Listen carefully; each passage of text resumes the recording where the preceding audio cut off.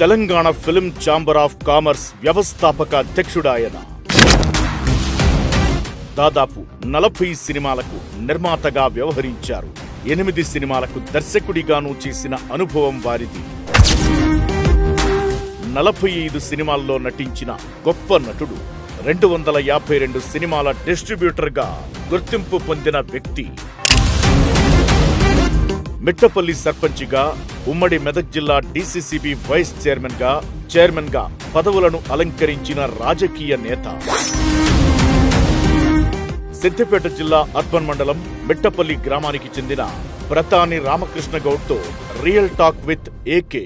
Producer గా అంటే చాలా ఆర్థిక భారం ఉంటుంది. మొట్టమొదటి సినిమాకు ఎంత ఖర్చు పెట్టింది? కొత్త ప్రొడ్యూసర్ ఇండస్ట్రీ రావద్దు అనేది వీళ్ళ ప్లాన్ అని నాకు అర్థమైంది. పిస్టల్ తీసేట పెట్టినట్టే చెయ్యి కాలు ఆడకుండా చేసిపోతాయి. స్టూడియోలు వాళ్ళే ఫ్రీగా తీసుకున్నారు. ఏమని ఫిలిం ఇండస్ట్రీని డెవలప్ చేస్తామని. ఎవరిని డెవలప్ చేయలే, వాళ్ళే డెవలప్ అయ్యారు. తెలంగాణని ఒక్క వ్యక్తిని డెవలప్ చేయని చూపించమని ఎవరిని కాలే. చంద్రశేఖరరావుతో అనుబంధం. చంద్రశేఖరరావు గారు నేను అంటే సర్పంచ్ గా పోటీ చేయాలనే ఆలోచన ఎందుకు వచ్చింది? మిట్టపల్లిలో ఉన్న వాళ్ళు ఎవరు సరిగ్గా చేయలేదు. కొత్త వాళ్ళకి మీరు ఏం చెప్తారు? సినీ రంగంలోకి రావాలనుకునే వాళ్ళని. ఇందులో మంచి వాళ్ళు ఉంటారు, చెడ్డ వాళ్ళు ఉంటారు. మంచి వాళ్ళు తక్కువ ఉంటారు, చెడ్డ వాళ్ళు ఎక్కువ ఉంటారు. TFCC Telangana film chamber of commerce ఏర్పాటు చేయాలనే ఆలోచన కానీ దాంట్లో కీలక పాత్ర పోషించాలనే ఆలోచన ఎప్పుడు వచ్చింది, ఎందుకు వచ్చింది?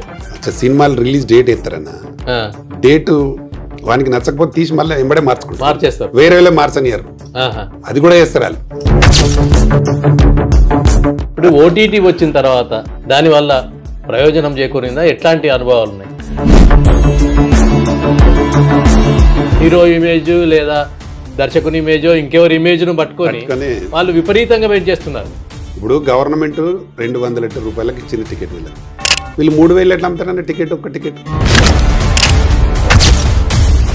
అంటే అభిమాని అని కొడుకు కోసం 12,000 పెట్టుకొని సినిమా చూస్తే ఇంకా వాడు మీ అభిమాని అయినా నీ అభిమానికే నష్టం జరిగినాక నువ్వేం హీరో, నువ్వేం producer.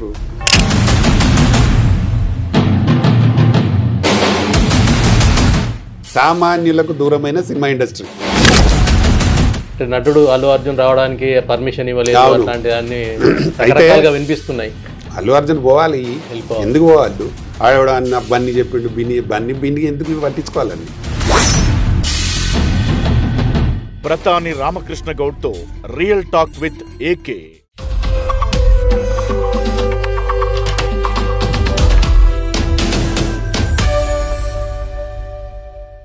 Welcome real talk with AK. మనం ప్రస్తుతం సిద్దిపేట జిల్లాకు సంబంధించిన సిద్దిపేట పరిసర గ్రామమైన మిట్టపల్లికి వాసి అయిన ప్రతాని రామకృష్ణ గారు. ఆయన టీఎఫ్సిసి చైర్మన్గా, నటుడిగా, దర్శకునిగా, నిర్మాతగా, డిస్ట్రిబ్యూటర్గా విలక్షణ పాత్రలు ఎన్నో చేశారు. వారు మన ముందున్నారు.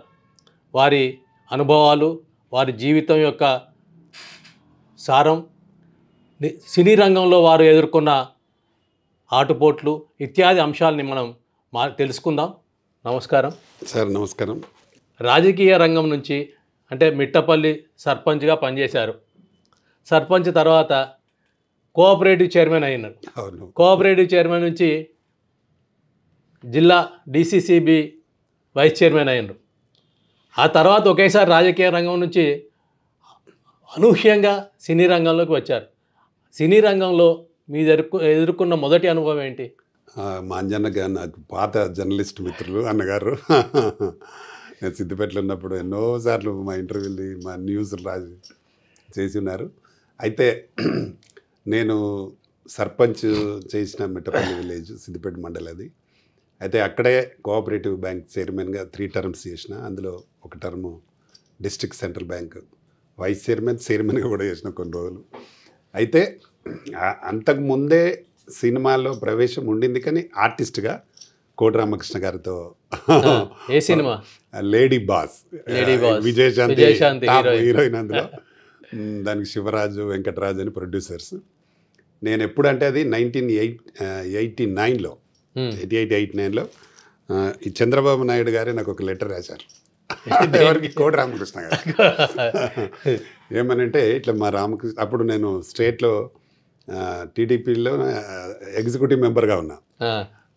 అప్పుడు వెళ్ళి మాట్లాడినప్పుడు ఏమన్నాడంటే నేను అడిగాను, బాబు గారు నాకు ఇట్లా సినిమాలో ఇంట్రెస్ట్ ఉంది, కాకపోతే అందులోకి ఎంట్రీ కావాలంటే ఎలానో అర్థం కాకుంటున్నది అంటే, అరే దానికి ఏదైంది, కోటి రామకృష్ణ మనకు బాగా పరిచయస్తులు, నేను లెటర్ రాస్తానే ఆయన లెటర్ రాశాడు.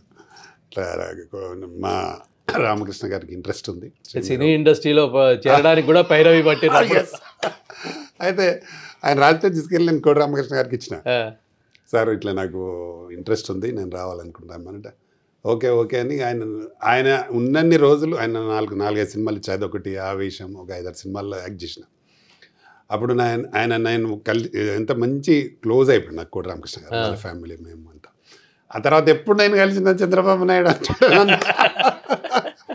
అంటే మొట్టమొదటి సినిమాకు ఎస్ ఎంత పారితోషికం ఇచ్చారు? పారితోషికం ఎక్కడప్పుడు మనం యాక్ట్ చేయడమే పెద్ద ఇంట్రెస్ట్ అని. అది ఓపెనింగ్ కూడా మద్రాసులో అయింది. చెన్నై రమ్మంటే నన్ను ఇంకేదో ఇక్కడ నుండి కొంత పుల్లారెడ్డి స్వీట్ అవర్ నుంచి కొన్ని స్వీట్లు తీసుకోమంటే తీసుకుపోయాను నేను. ఉల్టా సర్వీస్ ఓపెనింగ్ తీసుకెళ్ళిన తర్వాత కానీ మంచి క్యారెక్టర్ ఇచ్చాను నేను. నా ఇన్స్పెక్టర్ మన ఎస్పీ క్యారెక్టర్ ఈయనకి ఇచ్చాను, చరణ్ రాజ్. ఇద్దరం కలిసి ఎదుగుతారు, మరి ఇద్దరం బ్రదర్స్ లాగానే ఉంటుంటే అట్లా ఎంటర్ అయింది. ఆ తర్వాత మనకు రామానాయుడు గారి ఒక సినిమా చేసినాను, తోడికోడళ్ళు. అందులో నేను ఇన్స్పెక్టర్ క్యారెక్టర్. అయితే వారు గురించి 20 రోజులు ఉన్నాను నేను తలకోనలో. అప్పుడు అందులో జయసుధ చాలామంది ఉన్నారు ఆర్టిస్టులు, శ్రీప్రియ, సురేష్, చంద్రబాబు వాళ్ళే కల్పించేవాళ్ళు. కాకపోతే అప్పుడు నేను ఇందులో యాక్టివ్గా ఉన్నా టీడీపీలో. అక్కడ టీడీపీ సర్పంచ్ ఉండే ఒక అతను తలకోన. అయితే నేను ఇట్లా సెవెన్ సార్ నన్ను గుర్తుపట్టి సార్ మీరు ఇక్కడికి యాక్టింగ్ వచ్చిన అదంటే అవునన్నా. అతను రోజు ఒకటి ఏదో ఒకటి తీసుకొచ్చి నాన్ వెజ్ పెడుతుంటే లంచ్లో. అట్లా నేను రామానాయుడు గారికి దగ్గర అయిపోయాను బాగా. అరే నీకు కూడా ఇక్కడ ఫ్యాన్స్ ఉన్నారా, మీ వాళ్ళు తెచ్చి పెడుతున్నారా అని అట్లా బాగా దగ్గర అయిపోయాను నేను. ఎవ్రీడే ఓ రోజు ఏమేమో రకరకాల చిముక్కోళ్ళని, అడవి కోళ్ళని, అవి దుప్పులని ఏమేమో తెచ్చి పెడుతున్నాయి ఆయన. ఇటు వండుకొని తెచ్చి అడవి ప్రాంతం కదా, కరెక్ట్గా లంచ్లో తీసుకొచ్చి పెడుతుండే అందరికీ. ఆ తర్వాత అనిపించింది మనకి ఏంటంటే అరే ఇది కాదు, మనం సినిమా యాక్టర్ కాదు ప్రొడ్యూసర్ కావాలి, ప్రొడ్యూసర్ అయితే బాగుంటుందని 1992లో స్టార్ట్ చేసినాం. నటునిగా చేయడం వేరే, ప్రొడ్యూసర్గా చేయడం వేరే, రాజకీయ జీవితం వేరే. ప్రొడ్యూసర్గా అంటే చాలా ఆర్థిక భారం ఉంటుంది. మొట్టమొదటి సినిమాకు ఎంత ఖర్చు పెట్టింది? 15 నుంచి 20 లక్షలు ఖర్చు. అంతే అప్పుడు ఆ కాలంలో. అంటే ఇద్దరు అది 1992లో ఇద్దరం కలిసి చేసినాం. అయితే అది అంటే మరి రైట్స్ కొన్నాం, ఇంకా అది కన్నడలో సూపర్ హిట్ మూవీ రైట్స్ కొని తెలుగులో రీమేక్ చేసినాం. దానికి ఎవరినైతే బాగుంటుందని మనకు అప్పుడప్పుడే వస్తున్నాడు ఆయన, ఇంకా సినిమా హీరోగా చేయలే, మా శివాజీ రాజాని హీరోగా పెట్టినాం. అతని ఇంట్రడక్షన్ అన్నట్టు. శివాజీ రాజా హీరో. ఏంటి అల్లరి పెళ్ళాం సినిమా పేరు. దాంట్లో మన శుభశ్రీ హీరోయిన్. శుభశ్రీ అంటే జెంటిల్మెన్ చాలా సినిమాలు చేసినాం. అవును అప్పుడు చేసింది. ఆ అమ్మాయిని హీరోయిన్గా, నేను కూడా ఒక పెద్ద క్యారెక్టర్ ఇచ్చిన దాంట్లో. మనం ప్రొడ్యూసర్గా ఉండి మనం అంటే అప్పుడు నాకు ఫుల్ లెంత్ క్యారెక్టర్ ఇచ్చారు. నా పక్కన జయలలిత అంటే కోరుకున్న పాత్ర వస్తుంది. అందులో మెయిన్ ధర్మవరం సుబ్రహ్మణ్యం ఉండే మెయిన్ క్యారెక్టర్. కామెడీ సినిమా మొత్తం కామెడీ. అందులో మెయిన్ విలన్గా ఇంట్రడ్యూస్ చేసినాం తనికెళ్ళ భరణి. ఫస్ట్ ఇంట్రడక్షన్ మాదే ఆయనను విలన్గా. అందులో మనకు ఒకటి పాట కూడా ఉంటుంది, చింతమడక నుండి వచ్చింది. సార్ చెప్పినప్పుడు కేసీఆర్ గారు ఒక కథ చెప్తే ఆ సాంగ్ రాపించడం చాలా బాగుంటుంది. ఆ సాంగ్ అదే ఆయనకు పెట్టినాం. అంటే అంటే సిటీకి వస్తే ఒక అంటే చదువురాని వాడు, అంటే ఎక్కువ తెలుగు లేని వారు సిటీకి వస్తే మళ్ళీ ఆ బస్సులు అంటే రోడ్ క్రాస్ చేయలేక మళ్ళీ రిటర్న్ పోతాడు. ఆ కథను తీసుకొని చేసినాం. అది ఆ క్యారెక్టర్ ఈయన పెట్టినాం. ఎవరికి? తనికెళ్ళ భరణికి. ఆ సిటీకి వచ్చి ఉండి విలన్ అవుతాడు సిటీలో. దానిలో ముక్క నరసింహరావు అని ఉండేది అతను కూడా ఒక విలన్ క్యారెక్టర్ చేసి అట్లా చేసినాం. దాన్ని కంప్లీట్ చేసినాం సినిమాను. చేసిన తర్వాత దానికి రిలీజ్ ప్రాబ్లం అయింది. రిలీజ్ ప్రాబ్లం అంటే మమ్మల్ని అంటే సినిమా తీయడం ఒక ఎత్తు, రిలీజ్ అనేది ఒక రిలీజ్ ఎత్తు. సినిమా తీయడం చాలా మంది చేయగలుగుతారన్న, అవును. కానీ రిలీజ్ చేయడం చాలా గొప్ప అన్నట్టు. రిలీజ్ చేయడమే ప్రాబ్లం. ఇలా చాలా అప్పటికి కొన్ని కమ్యూనిటీలో ఇక్కడ కమాండింగ్ ఉంటాయి. అంటే ఒక కమ్యూనిటీ ఉంటే ఆ కమ్యూనిటీ వాళ్ళదే డామినేషన్. అంటే అది ఇప్పటికి కూడా నడుస్తుంది, కానీ తక్కువ. కులాధిపత్యం కూడా ఉండదు ఇందులో. సినిమా ఇండస్ట్రీలో ఎక్కువ అది. అప్పుడు ఇంకా వాళ్ళది ఇంకా ఎక్కువ ఉండింది, ఇప్పుడు తగ్గింది. అది అప్పుడు ఎక్కువ ఉండింది. అయితే నాకేం చేశారంటే సినిమా బాగా వచ్చింది, మంచి పాటలు. రమణి భరద్వాజ టాప్ మ్యూజిక్ డైరెక్టర్, ఆయన మ్యూజిక్ డైరెక్టర్. దానికి ఆయనను పెట్టి చేసి, దానికి తమన్, ఇప్పుడున్న తమన్ కీబోర్డ్ ప్లేయర్, వాళ్ళని పెట్టి పెద్ద పెద్దలను పెట్టి చేసినాం. అది రిలీజ్కి వచ్చిన తర్వాత ఒక అతను వచ్చి చూసి చాలా బాగుంది సినిమా అని అడ్వాన్స్ ఇచ్చిండు. అంటే వీళ్ళు ఇప్పించిర్రు అంతే. అదొక అతను మీకు వాడు రిలీజ్ చేయడు. 6 months అయింది. ఏ నెల అడిగినా ఇంకా నెల అంటాడు. ప్రతి నెల అడిగితే ప్రతి నెల అంతే, వాయిదాలే వాయిదా. అప్పుడు నేను డిస్ట్రిక్ట్ సెంటర్ వైస్ చైర్మన్, నాకు 2 గన్మెన్లు ఉన్నారు. వాడు ఎన్నిసార్లు ఎన్ని అడిగినా సార్ నేను చేస్తా కదా నీకు ఎందుకంటే, అరే ఎన్ని రోజులకు చేస్తావు బై, కంప్లీట్ 6 నెలలు అయింది సినిమా రిలీజ్ చేయవు. నాకు అప్పుడు అర్థమైంది ఏంటంటే వీళ్ళు ఎంత గుడి పుట్టాను కట్టి నా సినిమా రిలీజ్ చేయొద్దు, కొత్త ప్రొడ్యూసర్ ఇండస్ట్రీకి రావద్దు అనేది వీళ్ళ ప్లాన్ అని నాకు అర్థమైంది. నేను అప్పుడు నా నంబర్ ఎంత, 101. నేను ప్రొడ్యూసర్గా తెలుగు ఫిలిం ఛాంబర్లో మెంబర్ అయినప్పుడు నాది 101.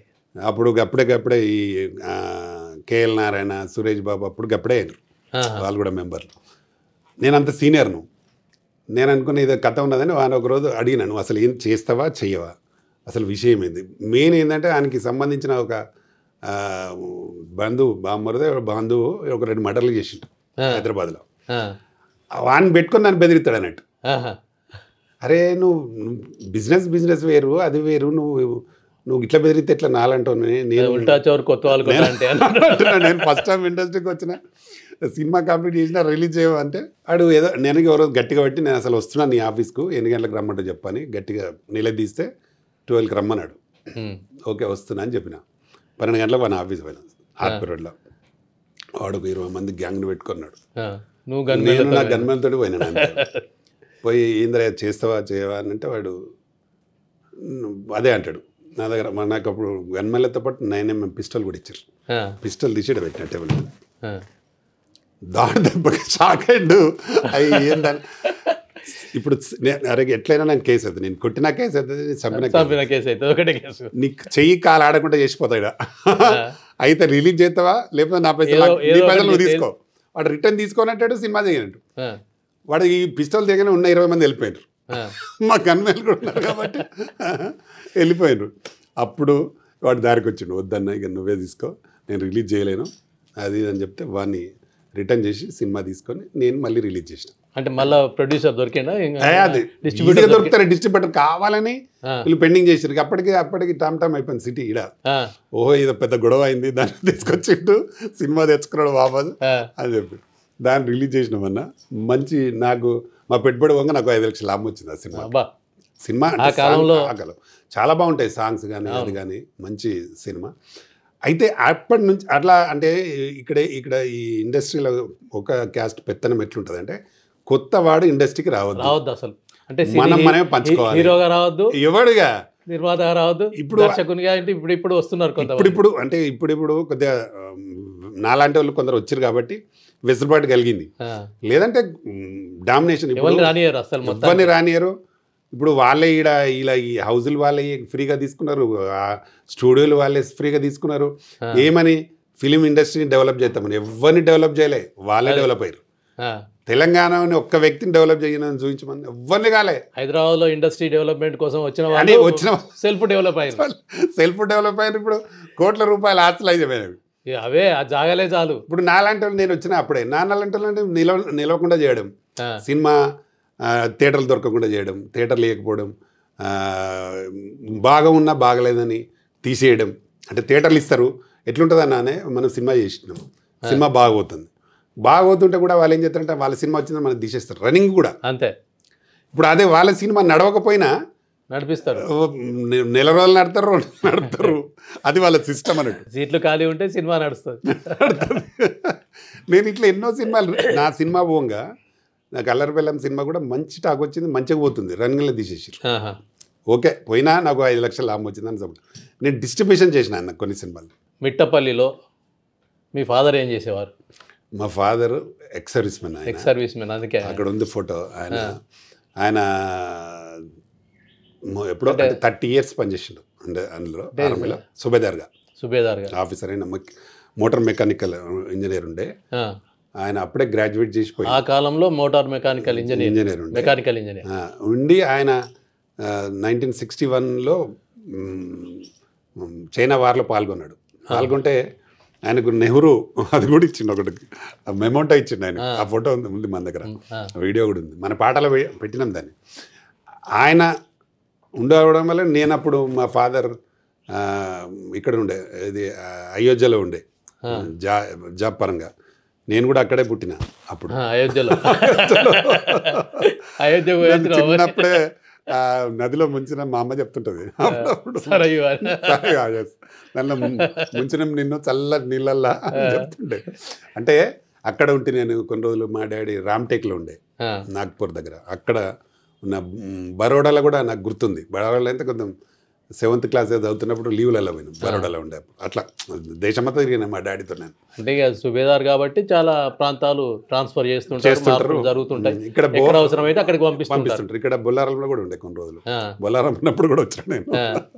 అట్లా దేశమంతా తిరిగిన డాడీతో పాటు నేను కూడా తిరిగిన. అది పొలిటికల్గా కానీ ఇండస్ట్రీలో మా బ్యాక్గ్రౌండ్ ఎవ్వరు లేరు, నేనే ఫస్ట్. పొలిటికల్ అయినా నేనే ఫస్ట్, ఇండస్ట్రీకి రావడం కూడా నేనే ఫస్ట్. ఎవరు లేరు మా ఫ్యామిలీలో. అమ్మ ఏం చేసేవారు? అమ్మ హౌస్ వైఫ్, ఇంట్లోనే ఉండేది. ఇక డాడీ ఎక్కడ వెళ్తే అక్కడ వెళ్ళాల్సిందే కదా, వెళ్ళి ఉండేది. మేము కొంచెం పెద్దగేదాకా మా దగ్గర ఉండేది, పెరిగిన మేమే ఉంటాము. అంటే మీ ఎడ్యుకేషన్ తర్వాత డిగ్రీ తర్వాత చంద్రశేఖరరావుతో అనుబంధం వల్లనే రాజకీయాల్లోకి వచ్చారా, లేకపోతే వేరే?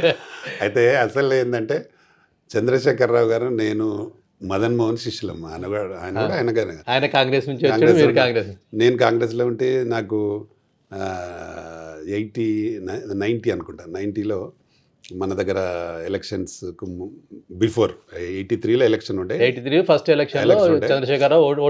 అదే మేము మనకు ఆయనతో ఎప్పటికీ అంటే 89 ఎలక్షన్ అనుకుంటా. 85 తర్వాత 89 అయింది. కాదే, మదన్ మోహన్తో నేననేది. మదన్ మోహన్తో 89 నుంచే ఉండే మనకు. 89లో అప్పుడే నేను చైర్మన్ అయినప్పుడు బాగా ఉండే, రెసి ఉండే పోయిండే. ఒకసారి ఏదో మాకు కొన్ని అడిగితే చేయకపోతే మేము ఏదో నిరసన తెలిపి చెప్పులు కట్టి అది చెప్తే మళ్ళీ మమ్మల్ని పిలుచుకొని ఏది కావాలంటే మాకు సెల్ఫ్ ఎంప్లాయ్మెంట్ కింద ఇది కావాలంటే ఏదో చేసిండు, అది జరిగింది. ఆ తర్వాత 83లో కూడా మేము ఆయనకే పనిచేసాం. 83లో కేసీఆర్కి చేయలేదు, ఆయనకి పనిచేసాం. 83లో ఆయన గెలిచిండు, ఈయన ఏదో తక్కువ మేయర్తో. ఆ తర్వాత నేను ఇంట్లో లేదు, నేను 85లో కోఆపరేటివ్ బ్యాంక్ చైర్మన్ అయినా, ఇండిపెండెంట్గా అయినా. అంటే అప్పటికే తెలుగుదేశం పార్టీలోకి వచ్చినావు? నేను రాలే, ఇండిపెండెంట్గా అయినా. తెలుగుదేశం పార్టీ నాగిరెడ్డి పోటీ చేసి, నాగిరెడ్డి నా మీద ఓడిపోయాడు. 85లో నేను ఇండిపెండెంట్గా పోటీ చేసిన, ఆయన నా మీద ఓడిపోయాడు. అప్పుడు ఈయన రమ్మన్నాడు నన్ను, కేసీఆర్ గారు పిలిపించిండు. పిలిపితే పోలే, నాకు వద్దనుకున్నా. అదే కమలాకర్ రెడ్డి వాళ్ళు వీళ్ళు పోదాం పన్నాడు, పోయినాం, జైన్ అయినాం. రకరకాల జైన్ అయినాం. 85లో జైన్ అయినామంటే ఎంబడే ఉన్నాం. తర్వాత అంటే సర్పంచ్గా పోటీ చేయాలనే ఆలోచన ఎందుకు వచ్చింది మిట్టపల్లిలో? అంటే అది ఏ సంవత్సరం? అది 89. 2 సార్లు చైర్మన్ అయినాకనే సర్పంచ్. 2 సార్లు కోఆపరేటివ్ చైర్మన్ అయినాక నేను కోఆపరేటివ్ చైర్మన్ అయినాక కూడా ఒక్కొక్కసారి 100 ట్రాక్టర్లు ఇచ్చినాం మన దగ్గర. సనత్ సాగర్ కానీ అది కానీ, సార్ డిస్ట్రిక్ట్ వైస్ చైర్మన్ అయినాక చాలా ఇచ్చినాం మన కాన్స్టిట్యున్సీలో. ఎన్నడని ఇచ్చినాం, సెరికల్చర్ కానీ ఇది కానీ అవి కానీ చాలా. అందుకే నన్ను 3 సార్లు ఇనామా చేశాను మరి కోఆపరేటివ్ చైర్మన్. ఒకరోజు 100 ట్రాక్టర్లు పెట్టి పెద్ద అది పెట్టినాం కదకే, అప్పుడు ఎమ్మెల్యే గారు ఉంటారు, జాతరలాగా. అట్లా దాని మీదనే మనం గెలిచినాం. కానీ ఈ సినిమా ఫీల్డ్కి వచ్చిన తర్వాత అటు వద్దులే అనే దాని మీద దూరం అయినాం. అంటే పిల్లల ఎడ్యుకేషన్ కూడా సిటీలో. సర్పంచ్గా 2 పర్యాయాలు? ఒకటే పర్యాయం. అంటే సర్పంచ్గా చేసిన అనుభవాలు ఏంటి? ఉన్న వాళ్ళు ఎవరు సరిగ్గా చేయలేదు, మనం చేయాలని. ఇప్పుడు నేను సర్పంచ్ అయినా కూడా నాది ఒక 3 ఎకరాల ల్యాండ్ ఉండింది ఆ రోడ్డుకి. మీరు ఇప్పుడు మిట్టపల్లి పోతే కనబడుతుంది కదా, రైట్ సైడ్ లెఫ్ట్ సైడ్. వాటికి మనం బీసీ కాలనీ కోసం ఎంఆర్ఓకి ఇచ్చి వాళ్ళకు సర్టిఫికెట్లు ఇప్పించి కేసీఆర్ గారు ఇప్పుడు ఎమ్మెల్యే కోటాలో హౌసెస్ స్కీమ్ పెట్టి అందరికీ ఇల్లు కట్టించాం. తక్కువలో ఇంకా కూడా కొన్ని ప్లాట్లు ఉన్నాయి అందులో. దాదాపు అదొకటి నిలిచిపోయింది మనకు. ఇప్పుడు నాకు డాక్టరేట్ వచ్చింది దాని మీదనే. మనం అదొకటి ఒక దిక్కేమో బీసీ కాలనీ ఉంటుంది, ఒక దిక్కు ఎస్సీ కాలనీ ఉంటుంది. అక్కడ మన బోర్డు ఉంటుంది. అది సర్పంచ్ ఉన్నప్పుడు అది చేసిన రోడ్డు. తర్వాత మిట్టపల్లి నుంచి సిద్దిపేటకు ఎల్లమ్మ గుడి రోడ్డు ఉంది కదా, అప్పుడు ఎమ్మెల్యే కేసీఆర్ ఉంటారు కదా, ఆయననే మాకు అప్పుడు 3 లక్షలు ఎంత తక్కువనే, ఎంత 3 లక్షలలో అయిపోయింది. అది 3 లక్షలు కావాలని ఎంబడే ఇచ్చిండు. ఇచ్చాడు గుడి కట్టినాం కదా ఎల్లమ్మ గుడి, ఆ గుడికి అడికి వెళ్ళి ఇప్పుడు బీటీ అయింది. అది ఆ రోడ్ వేయించింది నేనే సర్పంచ్ అయినప్పుడే. అవన్నీ ఆ రోడ్డు, ఈ రోడ్డు, బీటీ రోడ్డు, విలేజ్లో మళ్ళీ ఇంకో సెకండ్ ట్యాంకు, వాటర్ ట్యాంకు అన్ని కట్టి బాగా డెవలప్ చేసినాం. కాకపోతే ఏంటంటే మా దగ్గర చాలా ఇది గవర్నమెంట్ ల్యాండ్లు ఉండే, మనం ఎక్కడ ఏది చేయలేదు. ఇప్పుడు అంతా ఎక్కడ కబ్జాలు చేసిరాడు, అన్ని కబ్జాలు చేసేసిరాడ. నాకు ఇంకా ఉన్నాయి ల్యాండ్లు మనం కొనుక్కునే, అప్పుడు మనం సొంతంగా కొనుక్కునే ఉన్నాయి. ఎప్పుడైనా పోతే సాగులో లేవు కానీ సాగులు లేవు కానీ ఉన్నాయి. ఇప్పుడైతే బాగా పెరిగినాయి కదన్నా, చాలా కాస్ట్లీ అయిపోయినాయి జాగలన్నీ. కాబట్టి ఉన్నాయి.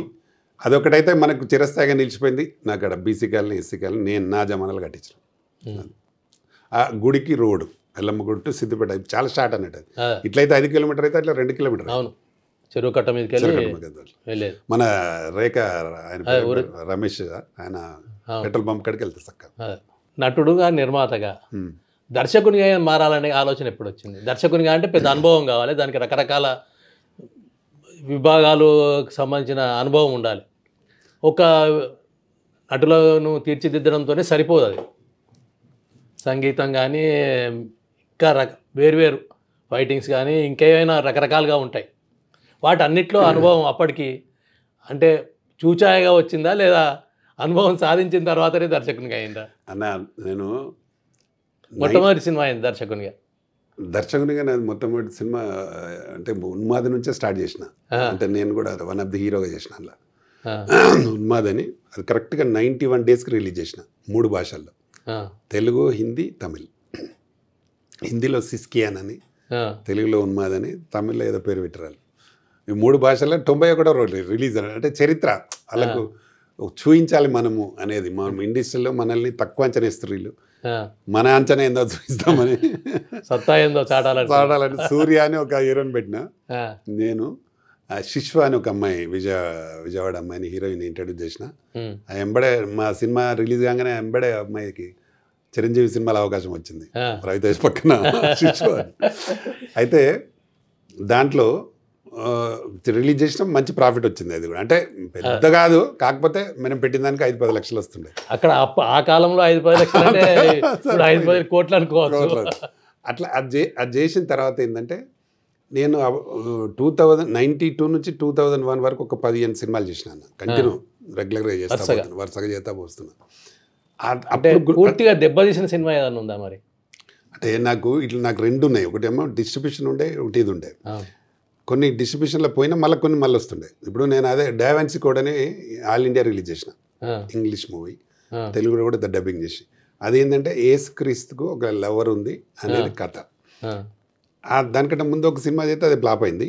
ఇది చేస్తే 14 రోజులు అయితే హౌస్ఫుల్స్ అయినాయి, 2 వారాలు అట్లా కంటిన్యూ అయింది. అది పెద్ద ప్రాఫిట్ వచ్చింది. అంటే ఒక సినిమా పోతుంటే ఎప్పుడన్నా పోతే మళ్ళీ ఇంకో సినిమా వస్తుండే డిస్ట్రిబ్యూషన్లో కూడా. ఇప్పుడు ఇంట్లో కూడా అంటే ఇంట్లో నాకు సినిమాలు పెద్దగా నష్టమేం రాలే, కాకపోతే యావరేజ్గా లాభం వచ్చింది పెద్ద సినిమాలు చేసినాయి కూడా. అయితే అప్పుడే ఈ ఉదయ్ కిరణ్ సినిమా చేసినప్పుడు కూడా జోడీ నెంబర్ 1 సినిమా చేసినప్పుడు బాగా మంచి క్లిక్ అయింది నాకు. అలా దేవిశ్రీ ప్రసాద్ ఒక పాట పాడిండు, ఇప్పుడు మ్యూజిక్ డైరెక్టర్ ఆయన. అప్పుడు గాలే తమన్ కీబోర్డ్ ప్లేయర్గా చేసిండు, వందే మాత్రం శ్రీనివాస్ మ్యూజిక్ డైరెక్టర్. మంచి ఉషాను ఇంట్రడ్యూస్ చేసినాం సింగర్గా. శేఖర్ మాస్టర్ అని ఇప్పుడు ఒక పెద్ద డాన్స్ మాస్టర్, ఆయన డాన్సర్గా చేసిండు ఈ సినిమాలో. ఇట్లా అందరు పెద్ద పెద్దలు ఉన్నారు అలా, వాళ్ళందరికీ ఇలా పెద్ద సూపర్ మ్యాన్లు అయిపోయారు అందరూ. ఆ సినిమా మనకు 10 వారాలు ఆడింది ఇదే సంధ్యా థియేటర్లో, మంచి ప్రాఫిట్స్ వచ్చినాయి.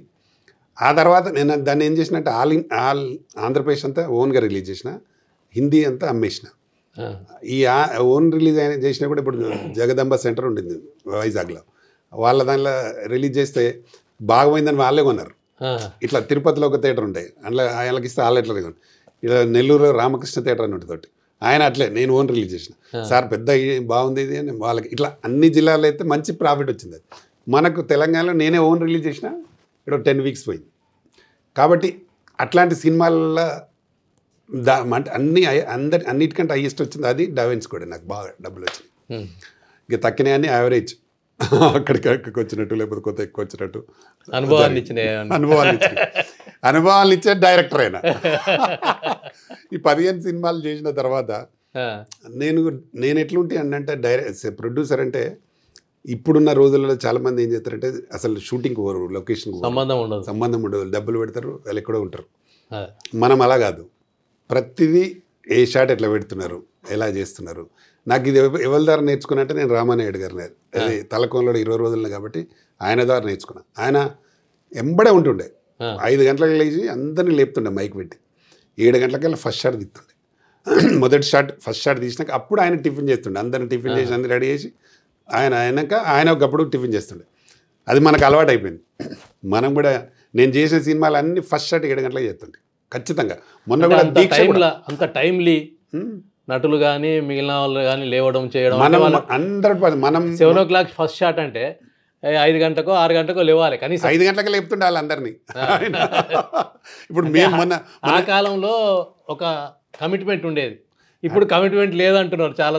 అట్లా ఏముండదన్న. ఇప్పుడు నేను మొన్న చేసిన దీక్షలు కూడా నేను మా ఆర్టిస్టులకు కరెక్ట్గా 5 గంటలకి లేపి అందరు చెప్పగానే అందరు లేచి అందరు వద్దు కరెక్ట్ 7 o'clock చేసిన నేను. అది కూడా టీఎల్ కృష్ణారెడ్డి కాలేజీలో ఇక్కడ నుంచి ఒక గంట టైం మళ్ళీ జర్నీ అయినా అక్కడికి పోయి చేసినాం. కరెక్ట్ 6కి అయిపోతుండే. అంటే మనకు వీళ్ళు 9 గంటలకు వచ్చారు అన్న 12 అవుతుంది ఫస్ట్ షాట్ తీసేసరికి. అంటే ఉన్న టైం అంతా పోతుంది. మార్నింగ్ అవర్సే షూటింగ్ ఎక్కువ అవుతుంది, ఆఫ్టర్నూన్ ఫ్రెష్గా ఉంటారు కాబట్టి ఫ్రెష్గా ఉంటారు, యాక్టివ్ చేస్తారు, బాగా చెప్పే డైలాగ్ బాగా చెప్తారు, ప్రతిదీ బాగుంటుంది. కాబట్టి మనం అది నేర్చుకున్నా కాబట్టి నేను కరెక్ట్గా మనం డైరెక్షన్ చేయాలనేది ఆలోచన వచ్చింది. నేను సక్సెస్ అయినా.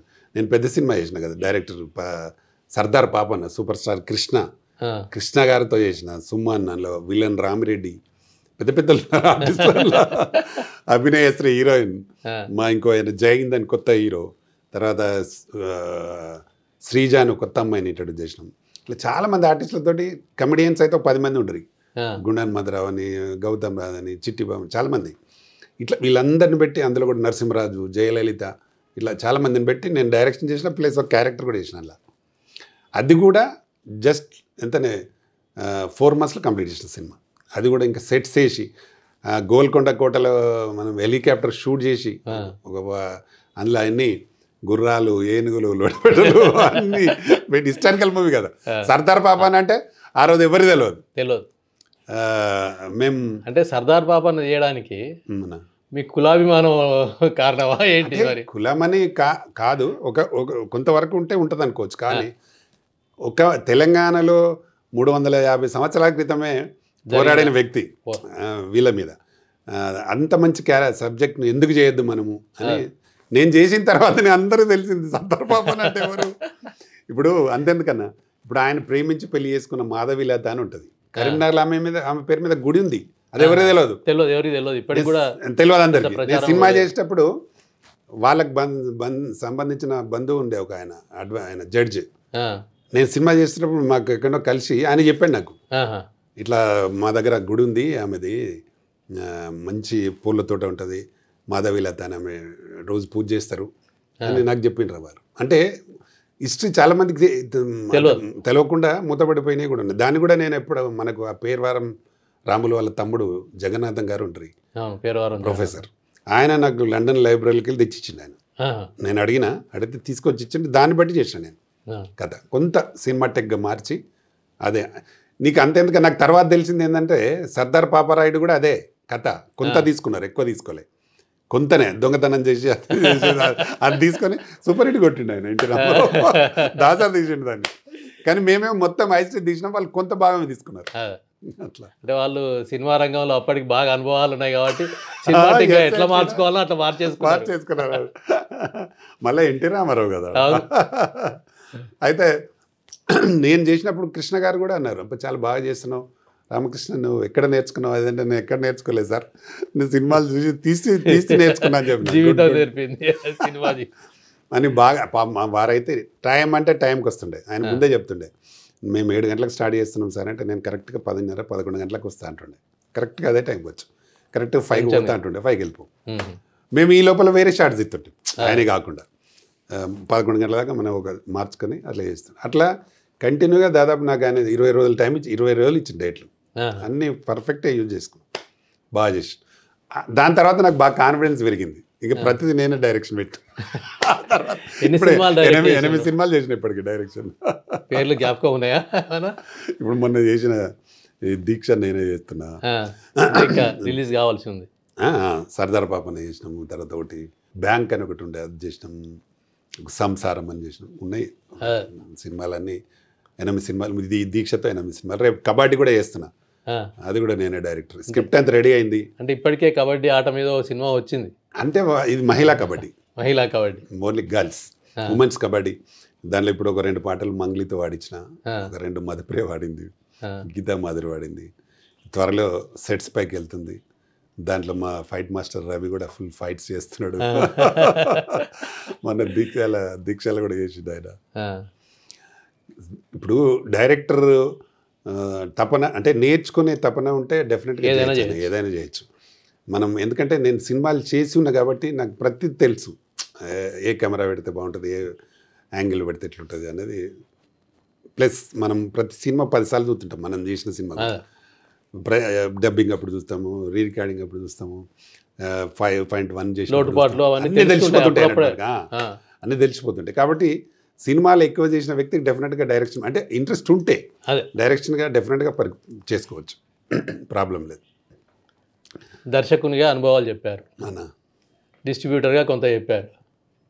డిస్ట్రిబ్యూటర్గా అయితే చాలా అనుభవం వల్ల నేను డిస్ట్రిబ్యూటర్లో ఎట్లుంటుందంటే నేను ఒక సినిమా పోకిరి సినిమా కొన్నాను నేను.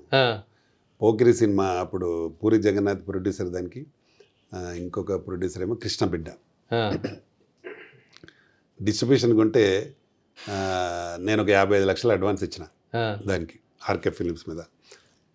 ఎవరితో మాట్లాడినామంటే కృష్ణ కూతురుతో, వాళ్ళు పూరి జగన్నాథ్తో కొంటే నాకు చేసిన తర్వాత అప్పటికి దానికంటే ముందు Mahesh Babu cinema flop cinema ఉంది, వరుడ ఏదో సినిమా ఉంది, అది ఫ్లాప్ అయితే ఎవరు కొనలే, ఎవరు చూడలే. నేనైపోతే నాకు చూపించారు, ఒక ట్రైలర్ చూపించారు, అందులో మమేద్ ఖాన్ సాంగ్ అది చూసి ఒక ఫైట్ చూస్తే అరే బాగుందని. అయితే అది నాకు తెలియకుండా ఇక్కడ ఉండే ఒక డిస్ట్రిబ్యూటరు డైరెక్ట్ హీరోకి ఫోన్ చేసి ఇట్లా మాకు ఆ సినిమా కావాలి, అది నేను కొన్నది తెలిసి నేను తీసుకుపోయి ఆడ ఫోటో కాల్ పెట్టిన మా ఆఫీస్లో. ఫోన్ చేసి ఇట్లా నాకు కావాలంటే ఓకే, ఆయన ఏమంటాడు, ఆయనకు అమ్మింది తెలియదు, ఆయన లండన్లో, ఓకే ఇచ్చేస్తామన్నాడు. ఇక మా ఇద్దరి మీద పంచాయతీ. నేను ఇప్పుడు స్వార్థం ఉండాలి కానీ గంత మనిషిని అంటే ఒక వ్యక్తి దెబ్బతీసేంత స్వార్థం ఇలా ఒక టాప్ లెవెల్ ఉన్నాడు మరి ఆ మనిషి. అంటే అట్లా మోసాలు చేసిన వాళ్ళే టాప్ అవుతారు అన్నట్టు. అయితే నేను అరే నేను కొన్నా కదా, నేను డబ్బులు ఇచ్చిన కదా, డబ్బులు ఇచ్చిన తర్వాత నువ్వు ఏంటంటే అది మీటింగ్ పెట్టారు.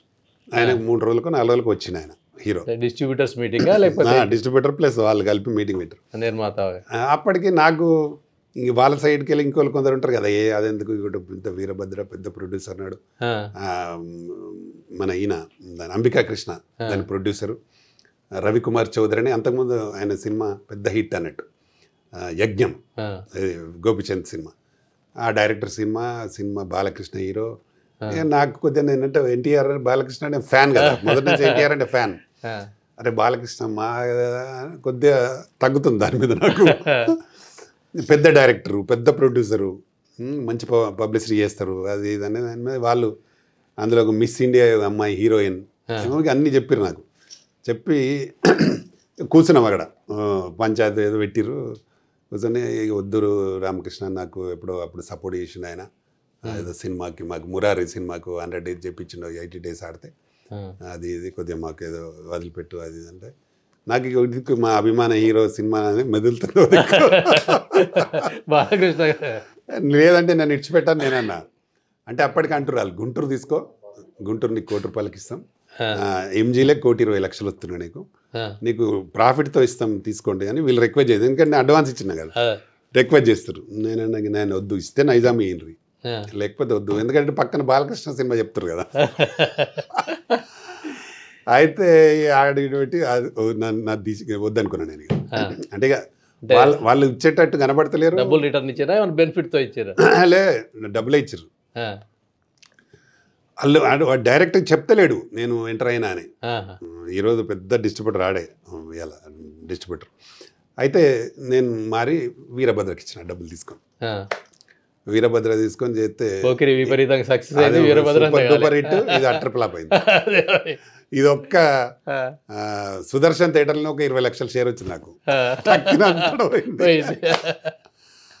అదే పోకిరి కొన్న డిస్ట్రిబ్యూటర్ ప్రొడ్యూసర్ టాప్ లో లేచిపోయింది.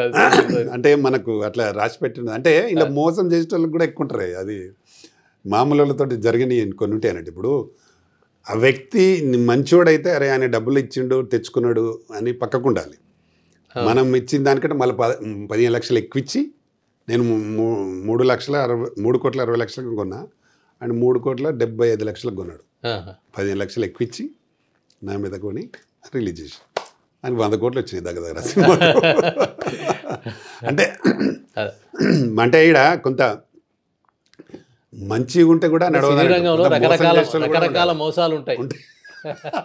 అట్లా మోసానికి ఆ రోజు నాకు అంతే కదా, ఆ రోజు ఆ మూవీ నాకు దొరికితే నేను ఆ స్టేజ్ నాది. ఇప్పుడు ఆ సినిమా తర్వాత ఆయనకు ఒక 10 సినిమాలు ఫ్రీగా వచ్చినాయి. రాఖీ అని, జూనియర్ ఎన్టీఆర్ది, కేకే సినిమాలు అన్నీ ఫ్రీగా. అంటే ఒక సినిమా హిట్ అయితే ఆఫీస్కు డిస్ట్రిబ్యూషన్కి ఇస్తారు చాలా సినిమాలు ఫ్రీగా. అట్లా చాలా సినిమాలు వచ్చినాయి, అన్ని హిట్స్ వచ్చినాయి. ఆ తర్వాత అంటే డిస్ట్రిబ్యూటర్గా ఒక అనుభవం ఇది, లేదా ఇంకే వేరే అనుభవాలు ఏమైనా ఉన్నాయా ఇట్లా మోసపోయిన అనుభవం? డిస్ట్రిబ్యూటర్ అంటే అది మెయిన్ అదే. చాలా చిన్నవి చాలా ఉంటాయి, కానీ ఇది పెద్ద మోసం అన్నట్టు. అంటే నా లైఫ్ టర్న్ అయ్యేదాన్ని కట్ చేసి పడేసాడు. వాళ్ళు ఎవరో కాదు, ఇలాంటి సూపర్ ప్రొడ్యూసర్ అయ్యాడు దిల్ రాజే నా దగ్గరికి తీసుకున్నది.